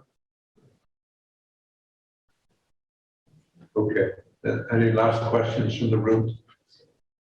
Go ahead. Actually, a couple of questions for the planning board, if that's okay. As the college thinks about going forward with their application, I'm curious if the board is familiar enough with the site or would request a site visit as part of the review process. Have you given that thought yet, or if not? We haven't considered that yet. It's certainly a possibility. I think, we really need to have the application in hand before we can do much in terms of process. If I could go speak to the board, the next threshold test is whether or not this requires design review. Right. And that's the decision this body makes. Mm-hmm. And my expectation would be, given the nature of this project, that you would trigger design review. And once the application is accepted as complete, schedule a site visit. Yes, we haven't discussed that, but other board members speak to it, that I think a project of this magnitude issue with such public interest, it's important that we have design review so that it gives another opportunity for the public to weigh in. So yes, that's my opinion. I don't know if any of the board members disagrees with that. So it seems from the nodding of heads that yes, you can expect design review. And the site visit. Well, I would think in the light of some of the comments that the site visit would probably be a very good idea, especially Dartmouth has done this in the past, has mapped out on the ground the scope of the development so we can really get a sense of how much space this is taking up. And in the past, you put up balloons and so on to show heights and that sort of thing, and that seems to be a concern for the neighbours, so that would be something else which would be very sure to see. Yeah, and we can work that out administratively, I'm sure, but be nice if we had the benefit of the site visit, in advance of a design review discussion, if that's a possibility. The challenge, I guess, I'm thinking out loud now, I'm not a land use attorney or town council, but the mechanism for which this body meets is on an application. And the scheduling of a site visit without an application is something I have to process. So. Yeah, I mean, I want to have the application in first, certainly. Yeah. And I guess, Brian, along those lines, kind of the community interest in what we've heard tonight. Again, not to put the board on the spot tonight, but we would be interested in getting any feedback if the board would look at this as a project with the regional impact and, in terms of notification to abutters and such. We have not had an opportunity to discuss it. Sorry. Not expecting an answer tonight. We just wanted to get that question. Right. May I ask a question? Go ahead. When do you anticipate the transportation study being completed? It'll be completed in advance of our design review application. I think certainly we heard a lot of questions tonight about transportation, and it would be very beneficial for the board to have that in advance of further discussion. And we've certainly heard comments about extending the transportation study to Kendall, to the campus, to the green, and then up through York Road and even I think Blue Lock. Would you consider a transportation study that is broader than what you may have initially planned? I think we heard a lot of feedback on that tonight, and I want to get a little more familiar with our current scope of transportation study and look at how we might efficiently address the concerns of the community. Thank you. Okay. If that is it, then I want to thank both the Dartmouth team for their presentation, and I'd like to thank the public for their questions and comments. The purpose of this meeting, I think, was to provide input to the applicants, and I think they've received all of that, so they can go ahead, no doubt, scratch their heads, and go from there. Thank you. All right. You just want to sit closer to us? Yeah. So many familiar faces. I thought you had a 3-hour presentation. No, I don't have a presentation. My interest is in the second agenda item. Yeah. It seemed like a very popular one today. So discussion about amendments to the site plan regulations. We've received a bunch of stuff in our package, and I'm going to let Alex and perhaps Rob start us off. So, get this going. As we previously discussed with the recent amendment to the zoning ordinance related to the main Willock district, you'll remember in 2015 there was sort of a tangent site plan regulation amendment, and we've been working on that over the past month and a half. Since July, and we came to the realization that the site plan regulations over the past several years have really developed and covered a lot of that stuff, and We kind of need to get back into the nitty gritty of what the intention of the main wheelock district is and allows to be addressed by the site plan regulations, because a lot of things that were previously considered related to parking adjustments and some other things that already are addressed. So we're working through drafts. We did meet with the committee last week to kind of start to scratch the surface a little bit, but we'll be working further on drafts and then present it when it's a more completed draft to really workshop and hammer out details.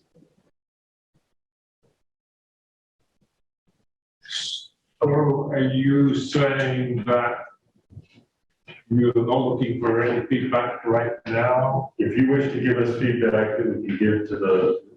I can give you lots of red pen and we will highlight it, and you can have it like that if you like. We will welcome it. Yeah. So the issue that we're struggling with is the number of changes that have transpired in the site plan review regulations from 215 forward address many of the standards that were created for the original wheelock district. And we're trying to tease out and make sure we don't create conflicting or overlapping standards. And that's really what we're working through. Now we have an ordinance. If we go back to 2015, planning board did adopt the site plan review regulations subject to the adoption of the ordinance. The ordinance failed. In this case, we have an ordinance that was adopted without the site plan review regulations in place. So we're just trying to make sure we have everything in place that balances the design standards for the units in site plan review with the zoning ordinance as originally intended for 2015. And just to add a little context, as Alex said, he and Rob have been working together, working on updating the 2015 site plan regs for West Wheelock Street. We formed this subgroup of folks to do some critical thinking, really be a sounding board for them. It involves Paul is on that, I'm on it, Ants is on it, we have some other people from outside of the planning board, Chris Kennedy being one, Joanne Wickham's another, and Barbara McElroy.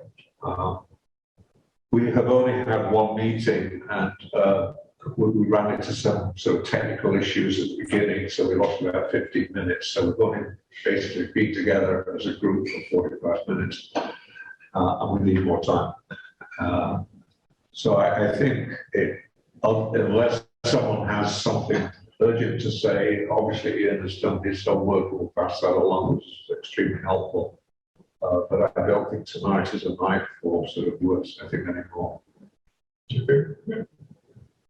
Anybody who does want to give us feedback, we welcome it. I would ask, though, what we're supposed to derive from this.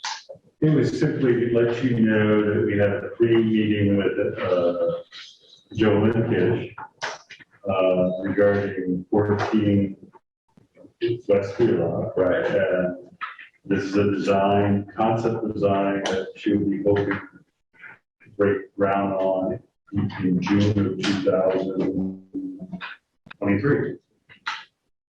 And are the comments in ready from those you guys? Yeah. So is this underground parking? Under the building, I mean. Under building parking. The ordinance is written in such a way that the first level of parking doesn't count towards the overall height of the building. And allows for 4 additional stories of residential space above. This is a fairly unique site, and it drops 16 feet in elevation from the eastern boundary to the western boundary, meaning that the face on the west, on the approach from West Wheelock Ridge will be a significant elevation.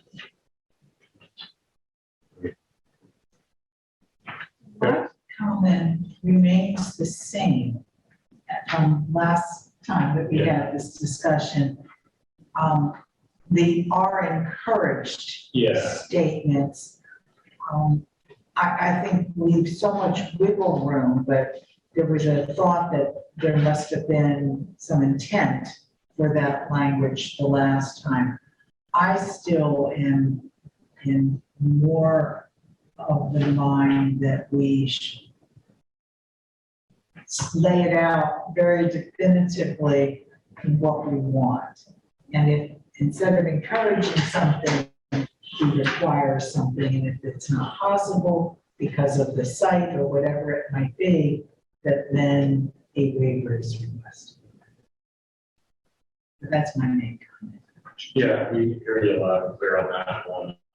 We I may be alone in that. I mean, well, what sort of things do you have in mind for that? I mean, we're not an architectural review board. Sure. So design of the building, what it looks like, the sidewalk, I don't think that's. Well, I can give our best looking on the second page. There's two statements, one after each other, which seem to conflict. Because number 2 says to minimize the number of intersections, shared driveways and parking lots are encouraged. But then number 3 says driveways and parking facilities must be interconnected. So is it encouraged or is it a must? It needs a bit more context around what's intended. Sure. So building design so that natural light enters each dwelling unit during some part of each day year round is encouraged. I'm on at the very top of page 3. I think we can require something there versus simply encourage it. And in our subcommittee meeting, we got into a little bit more detail about that with Chris, who has, kind of the architectural expertise to give us a little bit of a metric to figure out how to make that objective. So that, that's certainly something that will evolve. And again, there's several letters, the one right below that on stormwater management, things like that. I think that if we give directives, then there's less dispute down the road. Right. There are some developers that if you give an inch, will take a lot more. So, I think each site is going to be unique. Right. This particular site, for example, plus the reading room on one end. It has a 16-foot grade change to its other end. And there's another 8-foot drop to the adjacent 4-unit building. So you can imagine what kind of shift that is. And we require, in this particular scenario, common drive access and shared stormwater management may be impossible. And the waiver would be most appropriate. Understood. I hear you, and I think we can work on that. But that's just me, again. This is a No, multi-person you're right. board. You're right. We do. We on many occasions do we waive the site plan regulations. I like quantitative rules. The building could be 35 feet or 60 feet, and that's understandable. I mean, I agree with Beth's basic point that if these are regulations, they should be the things we require. So if we have a point system for the things we encourage, if we, if you have to do all these things and 2 of the 17 other things, we're giving people a requirement. Okay. The challenge, so the only site plan review regs that we found in the state that have a point system or some flexibility is Laconia. And my attempts to contact the director of planning there have failed. It's been since July 3rd. My first phone call, 4 phone calls later, I have not received a response. So I mean, I'm not saying we need to have a point system. I'm just saying we should tell people what the requirements are and not have a bunch of things that aren't requirements. If we're gonna require them, let's require them. If we're not, then don't. understand that they may be waived, request a waiver. Sure. Or unique site characteristics. Yeah, or maybe that's a separate box, right? These things are required, but there's waivers available if, site plan or site doesn't allow. I think in a way, we may be able to do this without the point system. I mean, like for instance, on page 2D, it says street edge, the area between the curb and the building front must be active and inviting. So you look at this plan here, it doesn't look very active and inviting to me, but I mean, what could perhaps happen, because there's grade changes and whatnot, if the building does step back, that gives you an opportunity to maybe have that first floor with active patios or something. I mean, so the thing is, it's like, on this case, that's what you can do. In other cases, you might have a courtyard on a different site. Sure, You might have, so I'm wondering, like, all right, so we maybe can structure the regulations language in such a way, and maybe even list some, bullet some options, courtyards, that this is what we encourage, and list those out so that they can pick and choose, and, without having to do a point system to include in their application, perhaps. Sure, yeah, I mean, absolutely. And I think, something like that where active and inviting, what does that mean? Like, if I was doing it and I wanted to minimize costs, I would, that's why come up with some very limited, right? But, I'm not saying we need points, I'm just saying, we say IE and we list a couple things. Right. Yeah. Right? And if somebody comes up with something else good, we could be like, yeah, sure, that sounds great. But if it's 18 inches wide and we'll provide 1 cornhole set, we would consider that active inviting. Cornhole counts, we play with snowballs in the winter. It has to be, according to this, non-pump. Yes, I saw that, and I assume that will be in the site plan regulations, Non-pump. regulation. But my concern, which actually for this, and it kind of overlaps with the proposed development Line Road, is that for slightly different reasons, but the end result is the same, that the number of parking spaces provided will be considerably less because of zoning requirements than maybe the demand. Now, when we had a meeting with Joan McKish, I guess we looked at a couple of her properties down at the bottom end of West Wheelock. She seemed to use a fairly strict regime. There are 6 spaces here, and there will only be 6 cars parked here. End of story. That's what she rents the other ones. Right.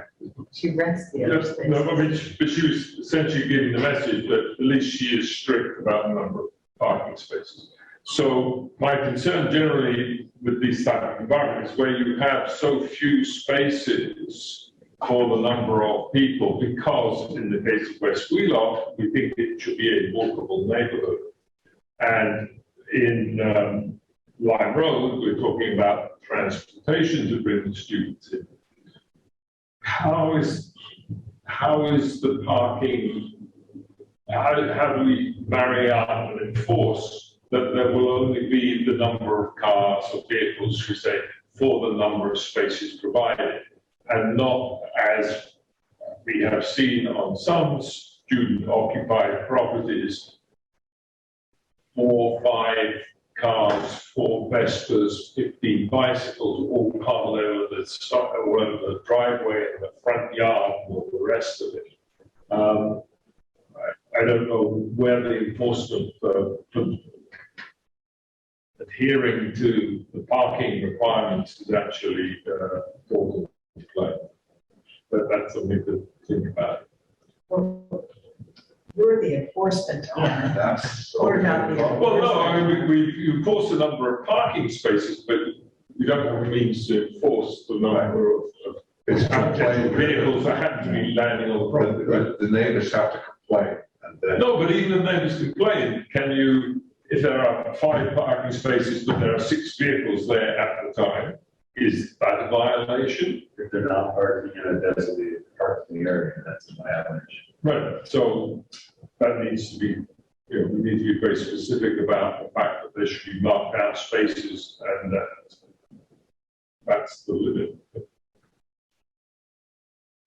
By the way, just for the discussion previously, is it not state law that people over a certain age must cycle on the street and not on a side? Yeah, actually, it's state law and cycling on the sidewalk is illegal. Yeah. We're 12.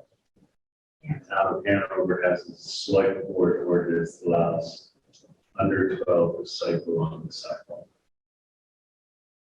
What is the multi-use path? Is that a sidewalk? That is not a sidewalk. That is a multi-use path. Yeah. It's a special corridor designed for all modes of transportation, all non-motorized modes of How wide is that multi-use path? 10 feet. Cyclists refuse to use it. I, for one, refuse to use it as a competent cyclist.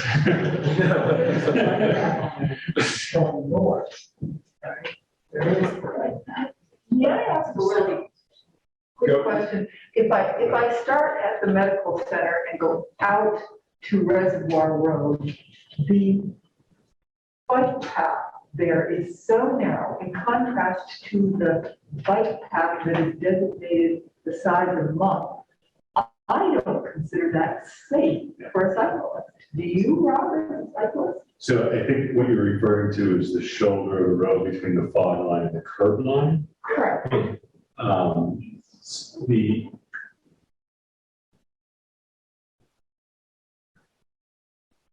I am a vehicle in the eyes of the state of New Hampshire. I'm on my bicycle or in my car. I have the same rights and responsibility as every other vehicle on the road, which means I get the lane when I deem it necessary. So if the shoulder is inappropriate for me to ride on, I ride to the furthest right of the travel lane, unless I feel there's a risk to myself because of the nature of the traffic. Then I move in to prevent certain behaviors, like people trying to thread through between the car coming at me and myself. So you'll see a car as they come forward toward you, pull to the far right of their lane, trying to get out of the way of the car hurtling between us. And that's an indication that there's a potential risk. So I will literally shift my way towards the middle of the lane, prevent that from happening, or stick my hand out as a signal that it's inappropriate to pass at this time. But that's my behavior. And I consider myself a fairly confident cyclist. And that's without regard to whether or not there's a sheriff. So a shero, so again, the shero is where it's an announcement to where that we are there to share the road. And that this is where the cyclist should ride. So if the shero is in the center of the lane, it's telling everyone, the cyclist and the driver of the car, expect vehicles in the center of the lane. And the reason for that, for example, we use it on Lebanon Street, is that there's a door zone over to the right of the lane. We don't want to put cyclists at risk by moving that share road within the door zone area where cars throw open the door and a cyclist gets doored, if you will. There's something called the Denmark, where they open it, they turn it. The Dutch reach.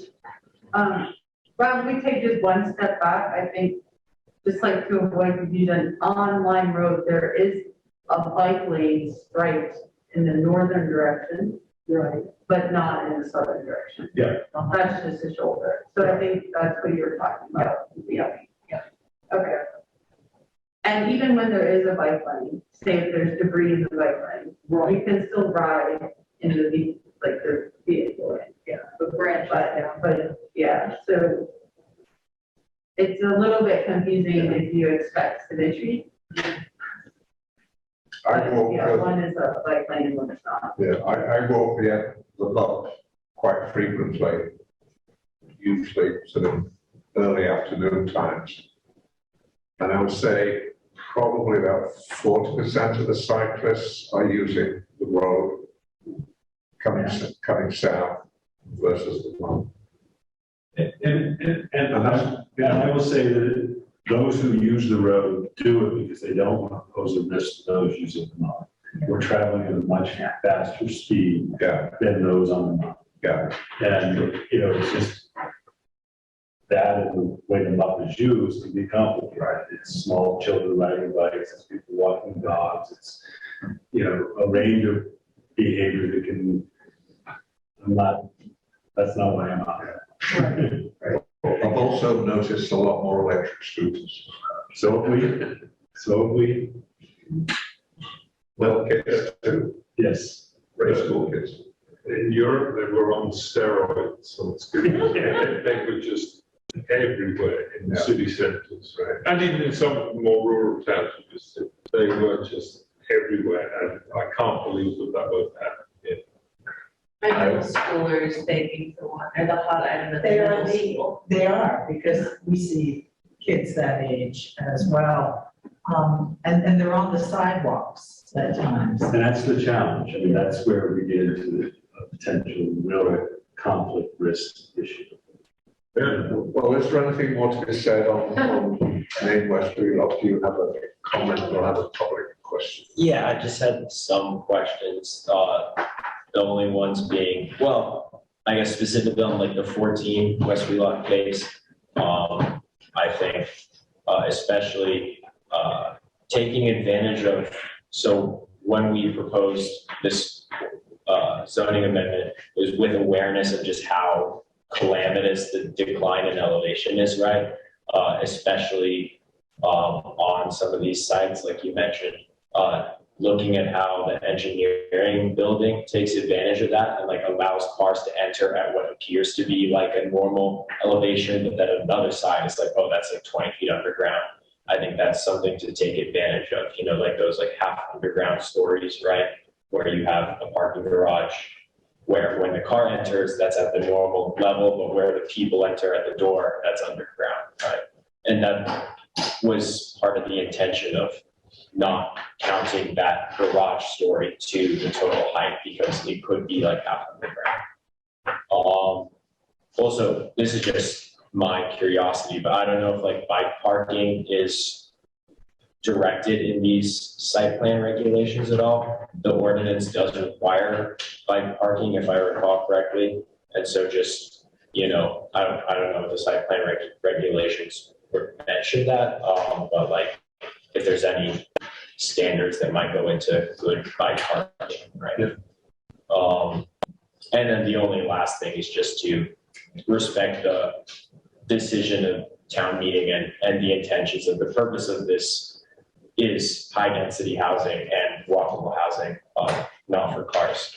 And so Ian's points about making sure that the parking rules are followed properly are important because yeah, the intention is walkable housing and high density housing. Thank you. Okay. Anything? So let's move on to item 3, discussion about HB 1661, an act on planning board training for housing. Again, we got article from Alex in the package. Check out if I have a chance to read. Some of these regulations are now in effect. The one that sort of jumped out at me was on the written findings, where I think we all get the rulings from the ZBA. and clearly written by a lawyer. Is that what we are having to do? No. But we will assist you with creating the findings of fact. It will be parcels, X acres, it has X number of square footage proposed use, parking requirements for X, it meets the zoning requirements, and it meets X, Y, and Z of the site plan review requirements, waivers are granted for whatever section. Okay, that's encouraging, thank you. The other thing I was interested in was this HB 1021 related to the religious use. Before we get to that, should we finish up the first one? Absolutely. I made an observation, so I'm on the second page where it talks about section 75, planning board timeline. Couple of questions about that. Since the timeline for acting on a completed application is 65 days, if I think back to the multi-purpose indoor practice facility. Indoor practice facility, thank you, yes. Multi-use, but yeah, indoor practice facility. That was from April to December. You didn't accept the application until October. Well, this is the whole point. So it seemed to me, correct me if I'm wrong, that we have to be very clear in our minds when we come to accept an application as being complete. We often, I suspect we may not be as rigorous as we could be when we do it, but also it raises the question to you for your guidance. Frequently, waivers are requested, and almost always we grant them.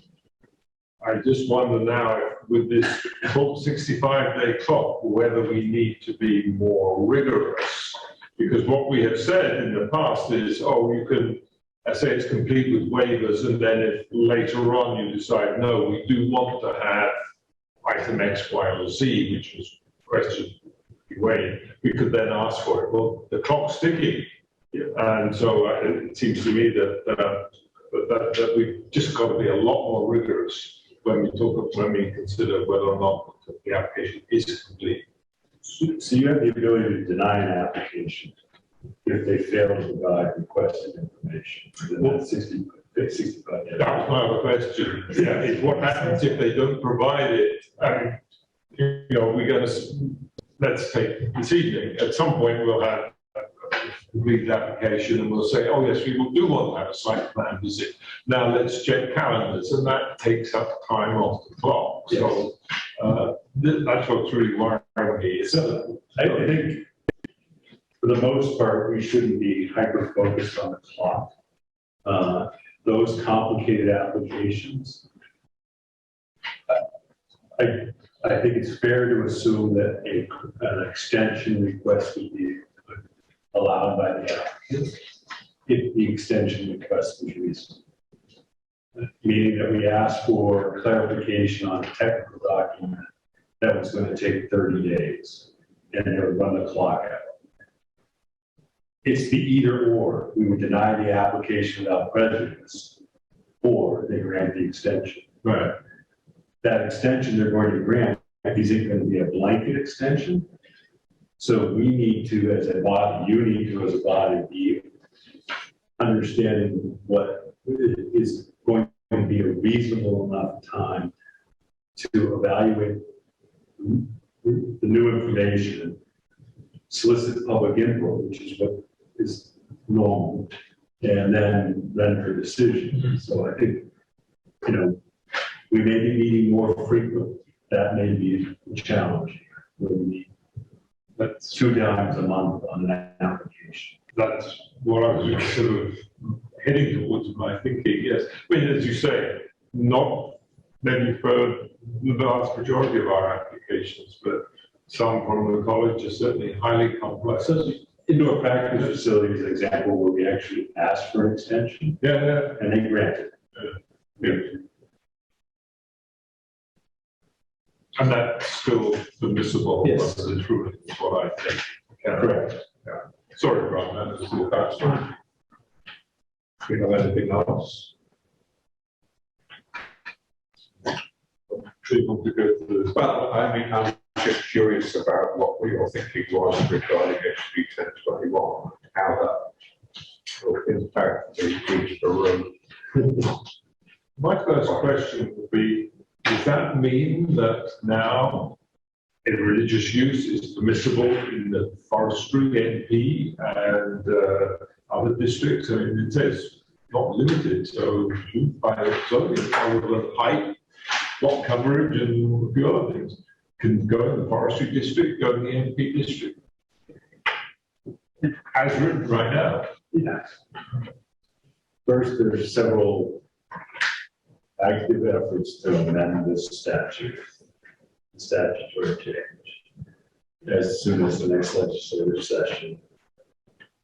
Secondly, I haven't, we're still in court, Christ Redeemer Church.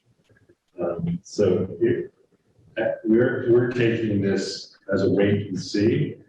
Third, our zoning amendment eliminated religious use and classifies them all as places of assembly. Right. So we don't treat the entity as a church or a religious use. We treat them all the same. So I haven't had the opportunity to have a deep dive discussion with town council on this. Must admit, slightly overwhelmed with the SAE case right now, and we produce evidence, including any and all correspondence dating back to 2014 from about 35 individuals. Good luck with that. We're on remand back to the Supreme Court. Oh, wow. So my focus is making sure we produce all the evidence requested in this day. No, and I wasn't asking that about any long forestry NP or whatever in the context of Christ the Redeemer, but just, next week, somebody comes in that wants to build a temple or whatever. Well, it was interesting. Build it down for it. What was interesting was that our town council thought this was generated by Hanover's case. This came out of the Bedford case, where a home was purchased. And in this neighborhood, they started hosting small gatherings. Those gatherings for religious meetings grew to over 50 on a residential lot in a residential neighborhood with no parking, no site parking. And the town of Bedford had spent over 2 years trying to bring it into compliance. And making headway. And the organization, through their attorney, filed a religious exemption statute change. And this is what generated. And our wise representatives in the House. Yes. Came up with this piece. So I will get you clarification as to how Laura interprets its application. More disconcerting, I think, these are. There are other things that I should bring to your attention. There's a housing appeals board, which is also took effect a year ago. They are seeing appeals. They've heard 2 appeals in Hanover, one of which they granted, and that was for a shower and accessory structure that was approved as a home office. The challenge I'm having with that decision is it had nothing to do with housing. Did not add to the housing inventory in any way. Yet this board overturned the zoning board's decisions we're trying to figure out where our next step is. One of the last things is a statement here, planning and zoning boards are statutorily required to have written procedures. Yeah. Do we each have a copy of them? So we want to make sure you have a copy. They're given to you when you become a member. Yeah. In your hand. Not in 2009, it wasn't. We will make sure you have a copy.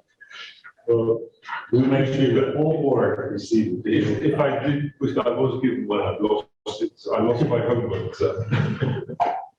Any other comments, questions? If not, and we will move on to an update on sustainability master plan. We met a week ago, and I think we are at the point where we have finalized the community's vision and goals.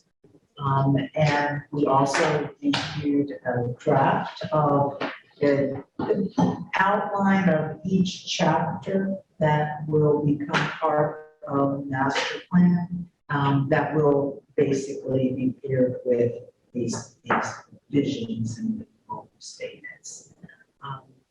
I thought it was going to be on the web. And It will be. Yeah, I was looking forward to it. So do be on the lookout for it. We are going to post the vision and goal statements.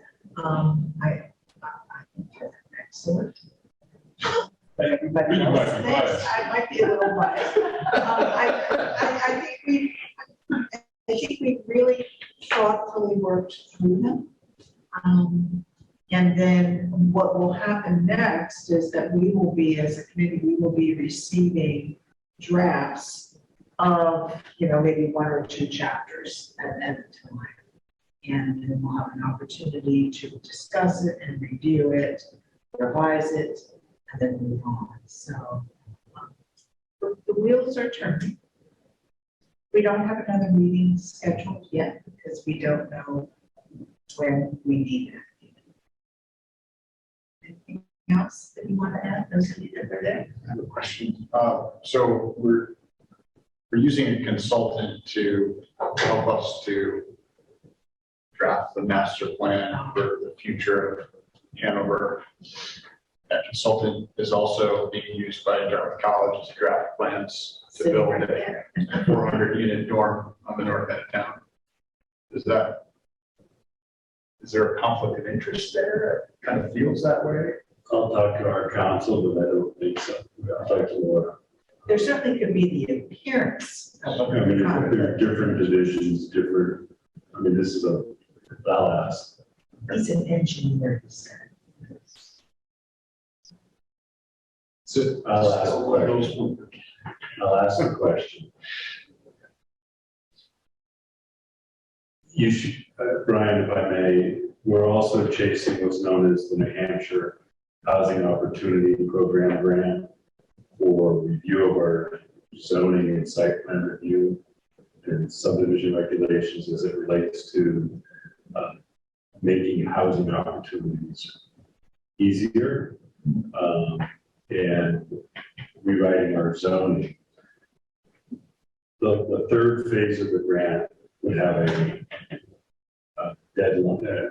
We could acquire the money at any time. We would need to have it encumbered by the end of 2023. So we will be also looking for third-party assistance in rewriting the zoning as part of the recommendations of the master plan, so I can move forward. That's in the works now. And it's called the New Hampshire HOP grant. And our consultants that referred to are aware of all. They are, the question is, are they, so they're trying to streamline the selection process and have pre-approved consultants. So if the HP submits and it's pre-approved, then we can hand pick them out of the list without having to go out to bid. But if we go out through an RFP process, then we have to submit our selection. And they're not on the pre-approved list.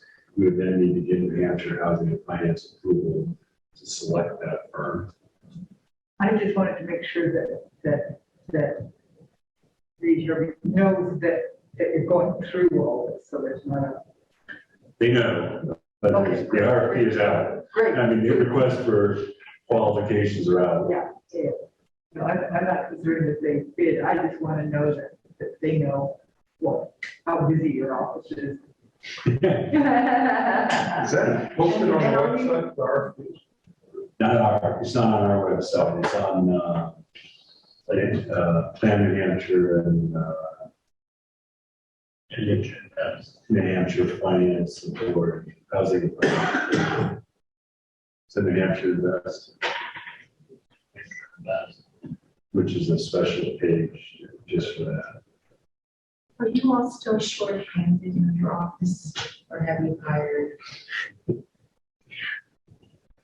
new person starts in September, part-time, because they're relocating to the region from Dublin to New Hampshire.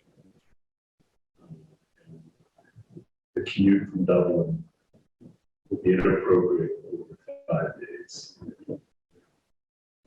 And who's job is that person? Catherine is It's the coming one. down, okay. So we'll probably transition back to the old format of June Brotman's position. Oh. Which are free up. Okay, I'm sensitive to the time here. Can I just ask one more clarification? With regard to this BA, so it talks about if you want to change your senior housing, so because the affordable housing will be based on senior housing zoning requirements. Has a review been done? What has been the finding? What do we need to make any changes to our senior housing? I don't think so, in the sense that we made a modification last town meeting that mirrored the senior housing ordinance. Am I missing your question? So senior housing and affordable housing will in the future come under the same the ordinance, right? They use the same standard. And I mean, my take on it is, I read the senior housing was actually quite appropriate for workforce housing as well, so we need not make a change. It's just that this BEA says, if you want to make a change, make it before, you know, next year, the next town meeting, but I haven't seen it myself, that you make a change. But I prefer to get it.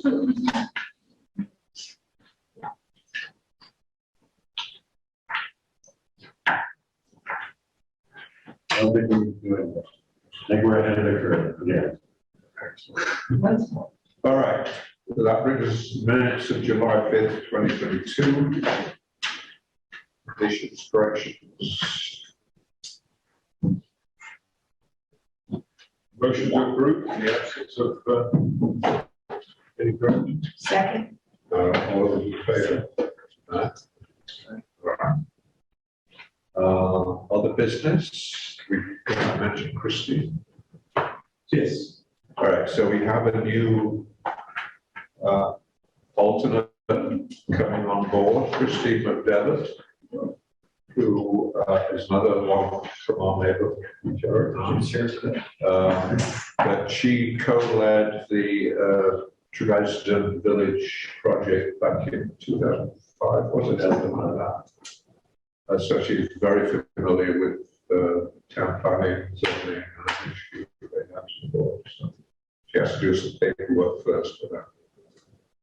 Great. So. But she's select board approval. Yes. Try to think. We will with it.